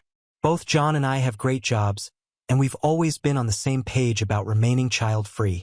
So that's given us the financial freedom to plan the wedding of our dreams without worrying about future expenses. We've been able to set aside a lot of money to make this day a huge celebration, inviting all our family and friends, even those who live far away, to come and be a part of it. We're both really looking forward to having one day where we can celebrate our love and everything we've built together, surrounded by the people who mean the most to us. It feels like the perfect start to the rest of our lives. During the wedding planning, my mom kept insisting that I should ask my dad to walk me down the aisle, which was something I had thought about briefly, but had never really felt comfortable with given the complicated relationship I've always had with my dad. I just didn't want him to have that role on my special day. It didn't feel right, and the idea of him walking me down the aisle didn't hold the sentimental value it might have for others. Instead, I wanted my uncle, my mom's brother, to be the one to walk me down the aisle. My uncle is one of my absolute favorite people in the world, right after my mom and Emily. He's always been such a fun, supportive presence in my life, and I've always felt a special connection with him. He's been there for me in ways that my dad never was, and the idea of having him by my side on such an important day just made sense to me. It felt natural and fitting for him to be the one to walk me into this new chapter of my life. However, when I told my mom that I wanted to ask my uncle to do the honors, she didn't take it well. She went on a bit of a rant, telling me that it would be insensitive to ask my uncle when my dad was still alive. She was worried about how it would look to the rest of the family, saying that everyone would find it weird and questionable if I chose anyone but my dad for such a traditional role. I understood where she was coming from to an extent. After all, the father walking the bride down the aisle is a long-standing tradition, and to the outside world, it might seem odd or even disrespectful to go against that. But for me, it wasn't about tradition or appearances. It was about choosing someone who had truly been there for me, someone who I felt connected to in a way I never did with my dad. I felt torn between honoring what my mom and probably a lot of the extended family expected and staying true to what I wanted for my own wedding day. However, when my mom kept insisting, I reluctantly gave in to my mom's wishes and agreed to ask my dad to walk me down the aisle, even though it wasn't what I truly wanted. I knew it was important to her, and part of me just wanted to avoid any further conflict or drama leading up to the wedding. But when I finally did ask my dad, his reaction was far worse than I had anticipated. Instead of being touched or even considering the gesture, he acted like I had asked him something deeply offensive. He straight up told me that he hadn't even considered walking me down the aisle because, in his own words, he didn't really see me as his real daughter. Hearing those words, while hurtful, wasn't exactly shocking, because I'd heard him say similar things before. I've grown almost numb to his coldness over the years. I just sighed and tried to push forward with the conversation, explaining how Mom felt and how much it would mean to her. I thought maybe if I framed it that way, how it wasn't even about him or me but about what Mom wanted, he might soften or at least agree for the sake of family harmony. But my dad just shrugged, completely indifferent, and went on to argue that the only daughter he ever wanted to walk down the aisle was Emily. For context, Emily has been very clear with everyone that she plans on remaining single for life. She's refused the idea of marriage entirely, which has apparently been a headache for my parents for a long time, though that's a whole other story. Regardless of her decision to stay single, the fact that my dad could so bluntly say that he only considered Emily as his daughter for something as symbolic as walking down the aisle really cut deep. He continued by casually suggesting that, in his opinion, I didn't really need anyone to walk me down the aisle as it was all just nonsense tradition. It was his way of dismissing the entire thing. His words only confirmed what I've known all along, that I was never going to get the father-daughter moment, even during my wedding. I didn't argue much after that, There didn't seem to be a point. I just left the conversation feeling defeated but not surprised. It was like another reminder of the emotional distance that has always been there between us. After going back home and giving it some thought, I decided to follow my heart and ask my uncle to walk me down the aisle. When I approached him with the request, he was absolutely thrilled. He said yes immediately, excited and honored to be a part of such an important moment in my life. His genuine happiness made me feel so reassured about my decision, and I knew it was the right choice. I also spoke to both Emily and my mom about my conversation with my dad and how he had refused to walk me down the aisle. They were both disappointed in him, though not entirely surprised given his behavior over the years. Emily especially was frustrated because she's always been more aware of how poorly my dad has treated me when compared to her. Both of them agreed that if my dad didn't want to be there for me in that way, then asking my uncle was a great idea. Their support meant a lot to me, and it made the whole situation easier to handle. On the day of the wedding, my uncle proudly walked me down the aisle. It was such a beautiful ceremony, and I couldn't have asked for a better person to be by my side. The love and joy in that moment felt overwhelming, and when John and I read our vows, there wasn't a single dry eye in the room. Everyone was so moved by the emotion and sincerity of our words.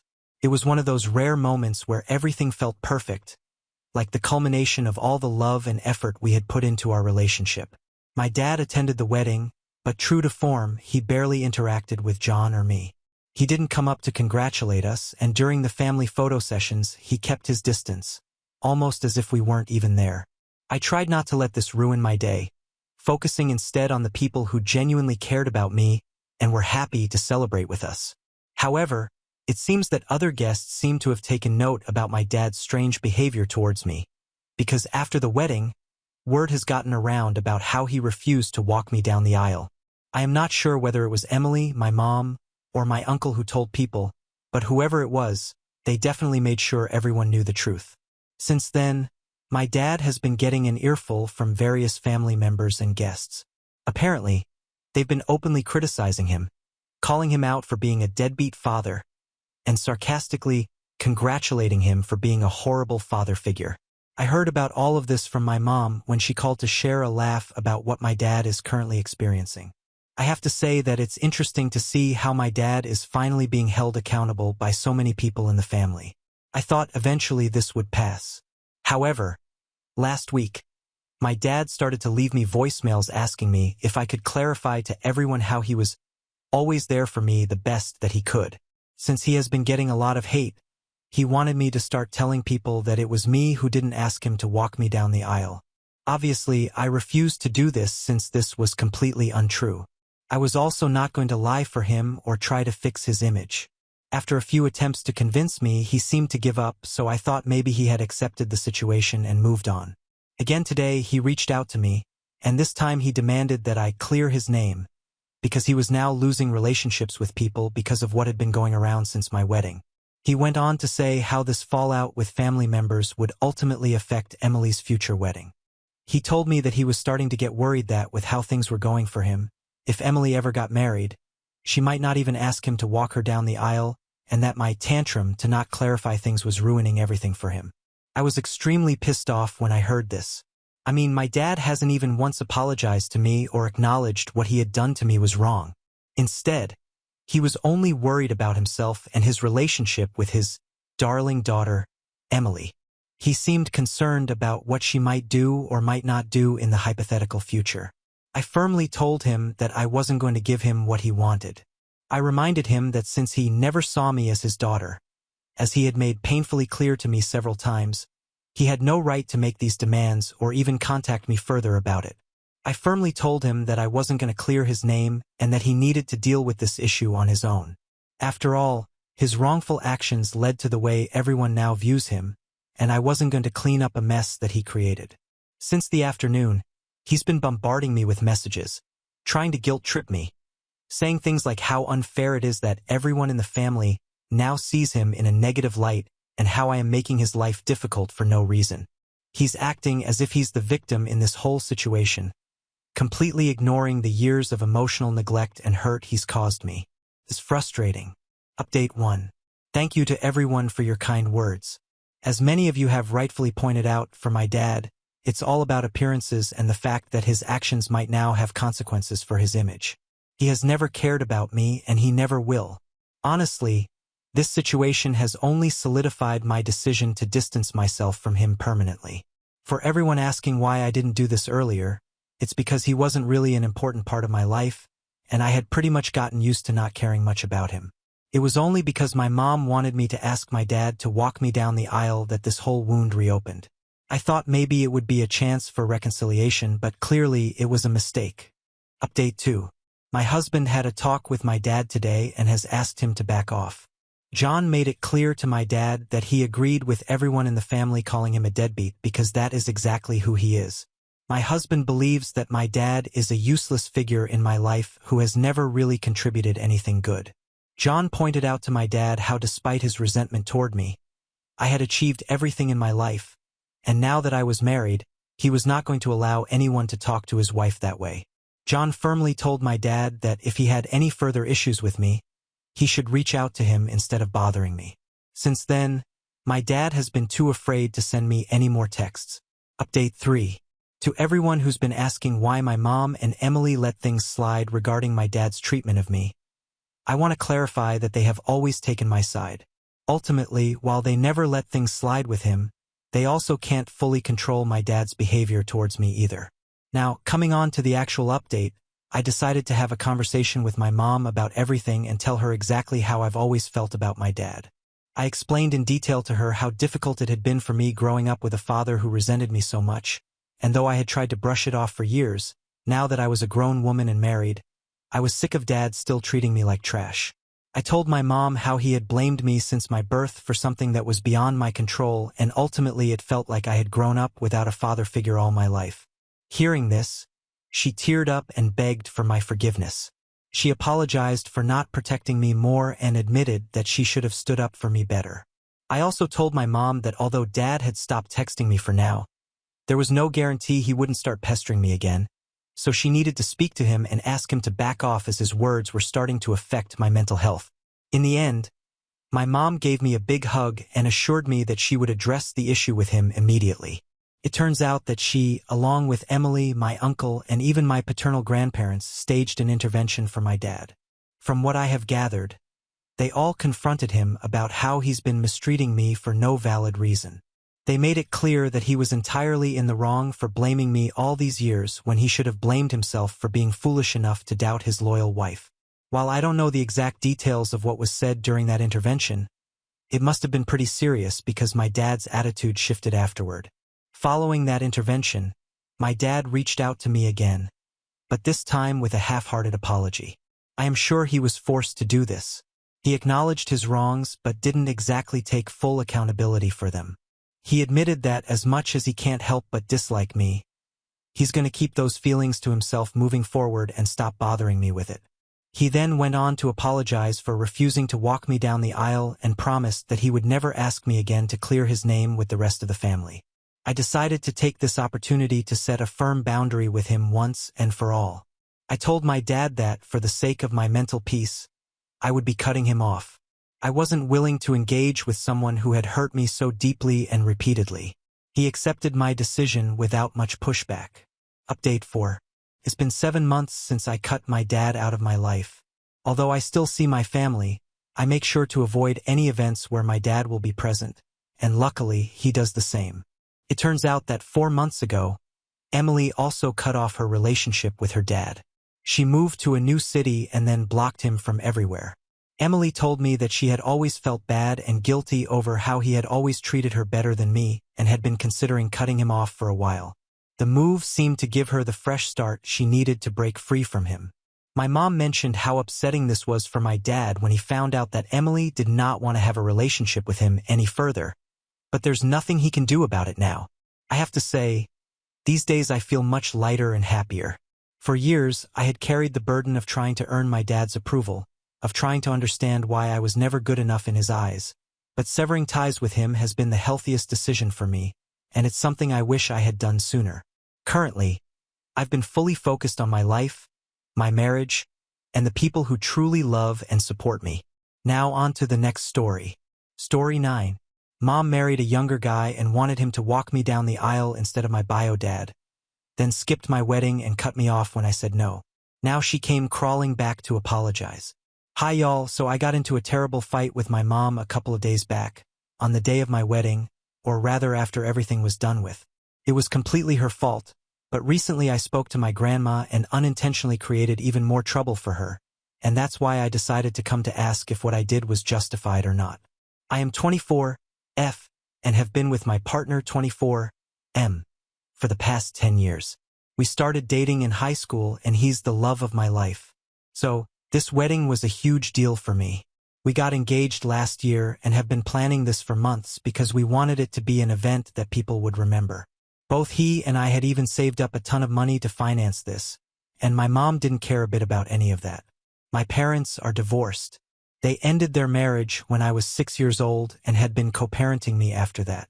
They never got along, and honestly, I can't imagine how they even made their marriage last for as long as they did, since they had been married for almost 3 years when I was born, and then they continued to stay together for 6 more years before they parted ways. Most kids are quite unhappy when their parents tell them that they are going to get divorced, but when they explained to me what was going on, I was thrilled. For me, it meant that they were not going to be fighting every day anymore, and if they were happy, it would mean that I would finally have a shot at being happy as well. So, as a kid, I was quite content with their decision, and they had shared custody of me, so I would spend half the month at my dad's place and the other half at my mom's. Unfortunately, though, I had celebrated a bit too early because I didn't realize that even in a co-parenting arrangement, they would have to at least speak to each other and be on the same page about me, and they would struggle even with that. They were always bad-mouthing each other whenever they were around me, and I would always feel like I was caught in the middle. My parents believed that even after the divorce, the other was bent on making life difficult for them. I tried to be understanding as a kid, but by the time I reached middle school, I'd had enough. So I just snapped. While I was staying with my dad, and once again he had had some fight with my mother about me because she had wanted to change the timings when she was going to take me back since she had some event coming up and my dad was not fine with it. I had started to feel like a burden to both of them by then, so I decided to try and make a run for it. I was just 12 years old at the time, and after I heard my dad fighting on the phone with my mother and then inevitably he started talking crap about her in my presence, I went back to my room and in the middle of the night I packed a few of my things and I left. I still remember that night because I don't think I've ever done anything that stupid after that, since I literally didn't have a plan at all and I thought I was just going to wing it. I remember going to the bus station that night, but since there was just one creepy guy there, I walked back to a park near my house and thought that I would go back to the bus station in the morning. As soon as I woke up, luckily I fell asleep at the park and nothing happened to me. By the next morning, my dad had realized that I was missing and informed the cops, and I was brought back home safe and sound. Obviously, once my parents realized that I had tried to run away from home, they confronted me about what I was going through, and I told them that they had made me feel like a burden because of how they constantly kept fighting because of me, and that was when they promised that they would try to be kinder to each other for my sake, since they had never expected me to take such an extreme step because of their behavior. After that incident, my dad stayed true to his word, and even when he would fight with my mother, he wouldn't say anything to me about it so I wouldn't have to feel guilty, but my mother would occasionally forget and end up ranting about my dad to me. It made things a bit difficult for me because honestly, I love both my parents and I don't think that they were the villains. I just think that they found it impossible to get along with each other, and that was what made their job of parenting me so hard. It's obviously not easy to raise a kid together when you hate each other, but at least my dad tried his best. My mom, well, let's just say that she didn't take her word as seriously as my father did, and so eventually I started growing closer to my dad instead. I would still spend time with her when I would go over to her place when it was her turn to have me, and we would have a nice time together, so it's not like I loved her any less, but I just felt more connected to my dad. And after I grew up and left for college, it was my dad who stayed in touch with me more as compared to my mother. So right now I would obviously say that I do prefer my dad over my mom. However, I have still always treated them both with the same kind of love and respect. But what happened recently was just way too entitled for me to handle, which is why I ended up lashing out at her. My parents dated other people as well after their divorce, and my dad decided to get married again about 4 years ago. He had been dating my stepmom for almost 3 years by then, and they were quite serious, so it made sense for him to get married again since before that he had only had a couple of relationships that led nowhere. My mother had a slightly different approach. She would only have flings and refuse to commit to anyone after the divorce even if the other guy was interested. I'm not judging her. That's her choice and I respect that. But then she randomly called me a couple of months back, maybe 6 months ago, and told me that she had been seeing a guy for a few months and the two of them had decided to get married, so she wanted me to be there at the wedding. It was all very sudden and rushed and I had no idea what was going on. But she told me that she was just sure of this guy and he seemed to be sure of her too. Besides, she had fun for many years, but now she wanted somebody to be there for her. Her husband, James, fake name, had only been with my mom for about 4 months when they got married and the two of them seemed to be in love with each other. But I was very skeptical of their relationship. For starters, he was much younger than her, almost by a decade, and obviously there was also the fact that they had known each other for very little time. It was who had suggested that they get married and my mother had constantly been talking about it at the wedding, but I don't think she realized that it was not the thing that she thought it was, because it only made the situation seem even more fishy. I tried to talk to her about it, but she brushed me off and told me that she was sure of this decision. So I didn't perceive it further since I didn't want to come off as judgmental, and for what it's worth, he actually seemed pretty into her. So I attended the wedding along with a couple of her close friends and a few relatives, and I even wished them the best. When I told my father about all of this, even he was quite surprised that she had gotten married to somebody whom she had barely known for a few months, but by then it was already done. And after that, I got too busy with planning my own wedding to care about what was going on with my mom and James, since they seemed happy enough for the past 6 months they have been married, and I have rarely seen her since she spends all her time traveling with him. She did not even attend my bridal shower, but I didn't have any complaints. However, the night before my wedding, when we were all at the hotel, she knocked on my door and told me that she had something very important to discuss with me. So, I let her in, and that was when she chose to tell me that she had overheard me talking to my dad about walking me down the aisle and stuff, and even at the rehearsal dinner she had thought that I would ask James to do it, but I hadn't. Even though I had already asked her, I was having both my parents walk me down the aisle because I thought that would be more suited to my family dynamics and I didn't want my mom to feel left out, but I didn't know what she was even talking about by referring to James. I was honestly baffled why she would even think that, because I had known James for a couple of months, and as long as my dad was alive, I was not going to pick some random guy to walk me down the aisle on my wedding day. To me, James was not my stepdad but just my mom's husband, and I made it very clear to her. I told her that I had no intention of asking James at any point, and if she had believed that I was going to do so, then she had clearly been mistaken. I had never even indicated or hinted that I would ask him, so I had no idea why she had suddenly started believing something like this. It was simply ridiculous, and to make matters worse, when she realized that I was serious and I was actually going to have my biological father walk me down the aisle instead of her husband, she started throwing a tantrum in my room and told me that if that was the case then she and James would not be attending at all, because apparently she had believed that I was closer to her and by extension James would be the one to walk me down the aisle along with her. Apparently another reason she had expected me to ask James and not my dad was that she believed that she and her father walking me down the aisle would send the wrong message, and it might also make James feel a bit insecure. So, she kept throwing her tantrum, and I didn't have time for that, especially not on the night before my wedding, because I needed my sleep. So, I put an end to it by telling her that if she didn't want to attend the wedding, she was free to leave along with James, and then I asked her to leave my room so I could go to sleep. And that was it. The next morning when I woke up, my mother was nowhere to be seen, and I explained what had happened the previous night to everyone close to me, including my immediate family, my husband and my bridesmaids. I was obviously going to be busy for the rest of the day, so I didn't even have time to think about her, and I'm pretty grateful for it because that probably would have ruined my vibe. My dad and stepmom ended up walking me down the aisle eventually, and a few people had confused looks, but nobody said anything since it was obvious that I wanted it to be a good day without any controversies. I like my stepmom, so I didn't mind her walking me down the aisle, and the wedding went smoothly, but 1 hour before all the celebrations were going to end, my mom showed up along with James at the reception, and she had a very sheepish look on her face, so I knew that she was here to apologize. I had been drinking, and I was riding high on the happiness of just having gotten married, so I didn't mind her coming back for the reception, and I was more than ready to forgive her. So, when she apologized, I told her that I accepted her apology and she was free to join everybody else, but instead she stayed by our side, and she told me that she actually had a favor to ask of us, and then said that she wanted us to redo the wedding ceremony so she could be a part of it as well.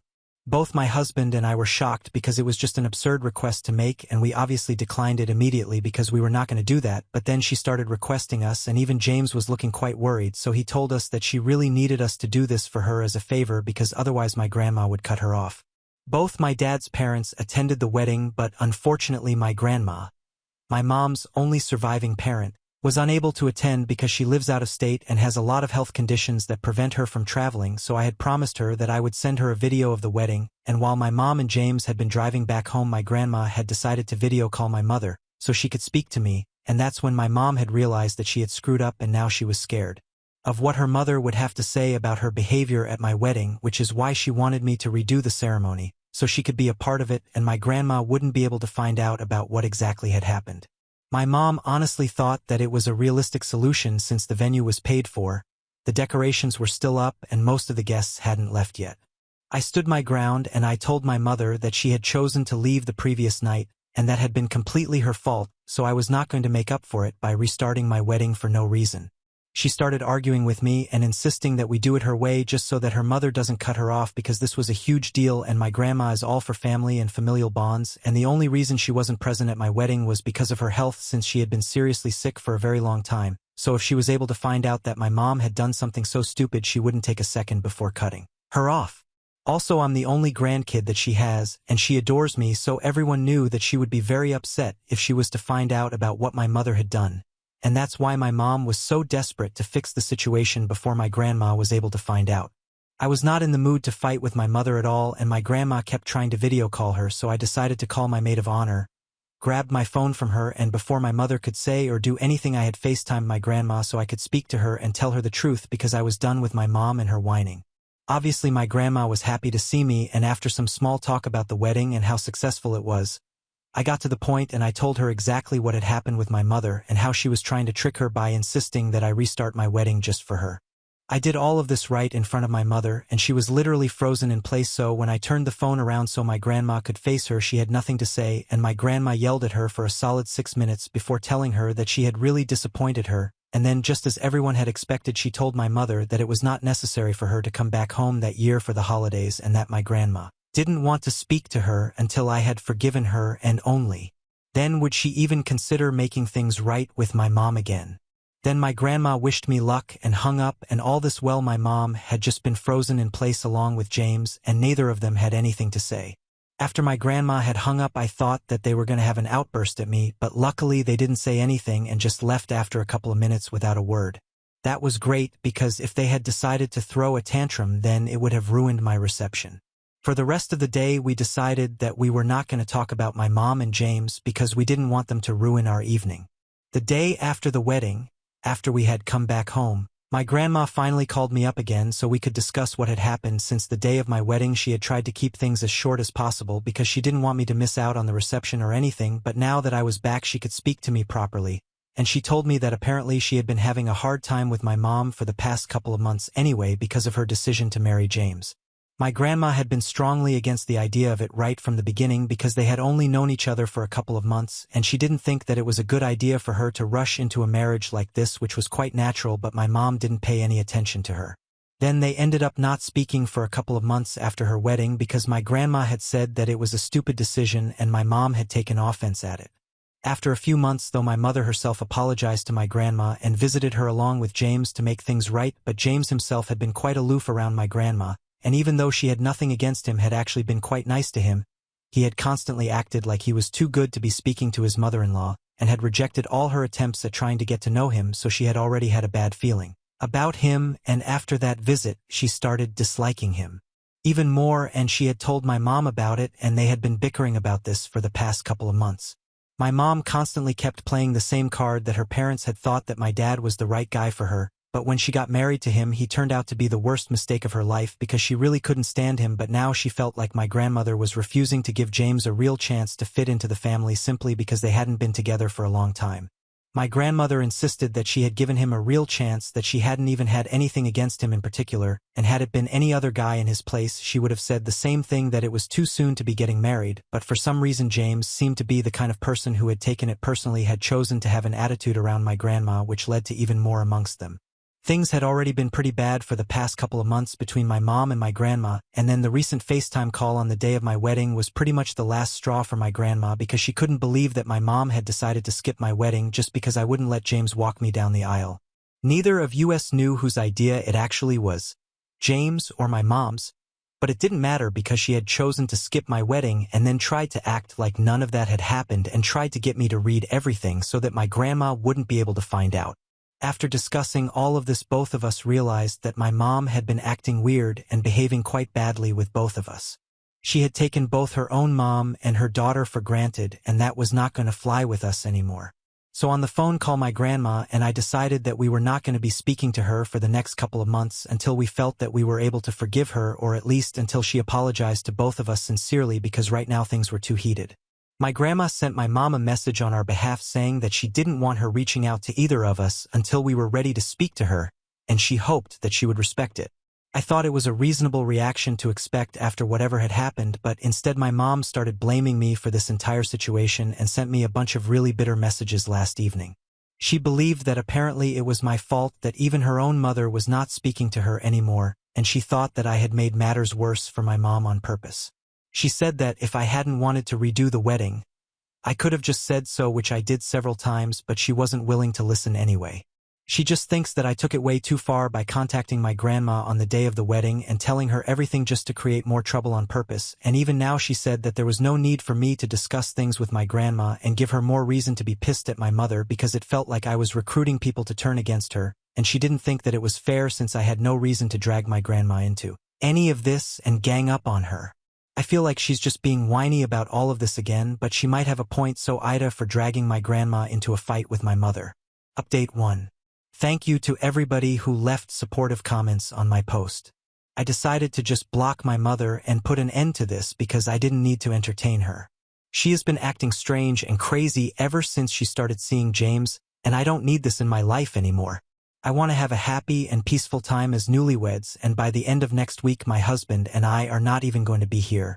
We are going to be sightseeing in Paris, which I know is kind of cliched, but that's where we are going for our honeymoon, and I want to remove any sort of negativity from my mind before heading out. I don't want to carry this burden of having to worry about what my mother is feeling and going through even when I'm trying to enjoy myself, and the best way to ensure that is just to block her and make sure that she has no access to me and that I don't have to hear what she has to say. Anyway, my entire life I have tried my best to make sure that I show her the same kind of love and respect that I have shown my father, so that she doesn't feel left out, because I would honestly feel bad if that happened, but now I don't feel that anymore. After all, my dad has always treated me a lot better than she has, and so I don't think I have to treat her the same way. I think that would be actually unfair. I've discussed whatever she said with my grandma, my dad, and my husband, and all of them think that I have the right idea about blocking her, and most of them actually believe that I should have done it a long time ago, pretty much on the day of the wedding itself. But I had waited because it was really hard for me to give up on the idea of having a good relationship with my mother, but now it has to be done. I can't allow her to treat me like this and get away with it, and I'm going to make sure that I do that now. Update 2. Hey guys, so my husband and I are going to be leaving for our honeymoon tomorrow, and I guess I must have mentioned that to my mother at some point because she seemed to remember. I don't know what to feel about what just happened, but anyway, I'm just going to put it out here since I feel like I need to keep you guys updated.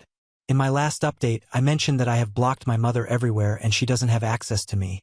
So she decided to send an email to my work email address since I hadn't blocked her there because I didn't think that she would reach out to me at that address. Anyway, I had initially decided that I would just delete the email, but eventually curiosity got the better of me and I ended up opening and reading it. I read it along with my husband, and by the end of it both of us were feeling quite weird because in the email my mother had talked about how much she loved me and how much she regretted treating me badly recently because the only reason she had wanted James to walk me down the aisle was because he had insisted upon it. Even when they were getting married, she was not the one who had suggested it, and she had even tried to hold it off for a couple of months so they could get to know each other better, but James had her into doing it, and also on the night before the wedding it was James who had manipulated my mother into thinking that people would get the wrong message if my father ended up walking me down the aisle with her, and so he wanted to replace my dad with himself. She had kept defending him all throughout because she loved him, but she said that she loved me and she really regretted everything that she had done because she felt like she was caught in between James and her family, and now she could really sympathize with how I used to feel back when I was a kid as a child of divorce. She mentioned that James could be a tad bit controlling when he wanted to, but she didn't usually mind it. However, Now both of them had been talking for a couple of days and had acknowledged the fact that it was his controlling nature that had led to so much trouble for her in the family, so he has promised to work on that and not make her feel guilty, and she has also promised him that she's going to stand up for herself when she feels the need to and isn't going to just be a doormat for him constantly. She ended the email by saying that she would really want to get back in touch with us once we came back from our honeymoon and told us to enjoy it to the fullest, but that's not what I'm concerned about. I'm just worried that maybe James is not the right guy for my mom. I know that in the email she said that the two of them had decided that they were going to work on it and that James had acknowledged that he had issues with control, but I don't know how much of that is true. The way she made it sound, it felt like James was not a good guy and she was just trying to cover up for him, but my husband and I are leaving for our honeymoon tomorrow, so we can't deal with this right now. We thought about it for a while and ultimately we just decided that it would be better to let her deal with this.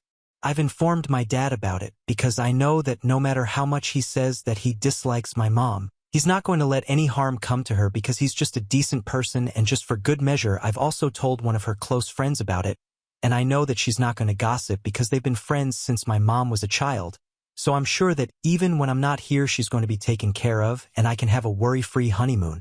Update 3. Hey, so this is going to be a relatively short update. About 4 months ago, I had posted my last update here, and at the time my husband and I had left for our honeymoon.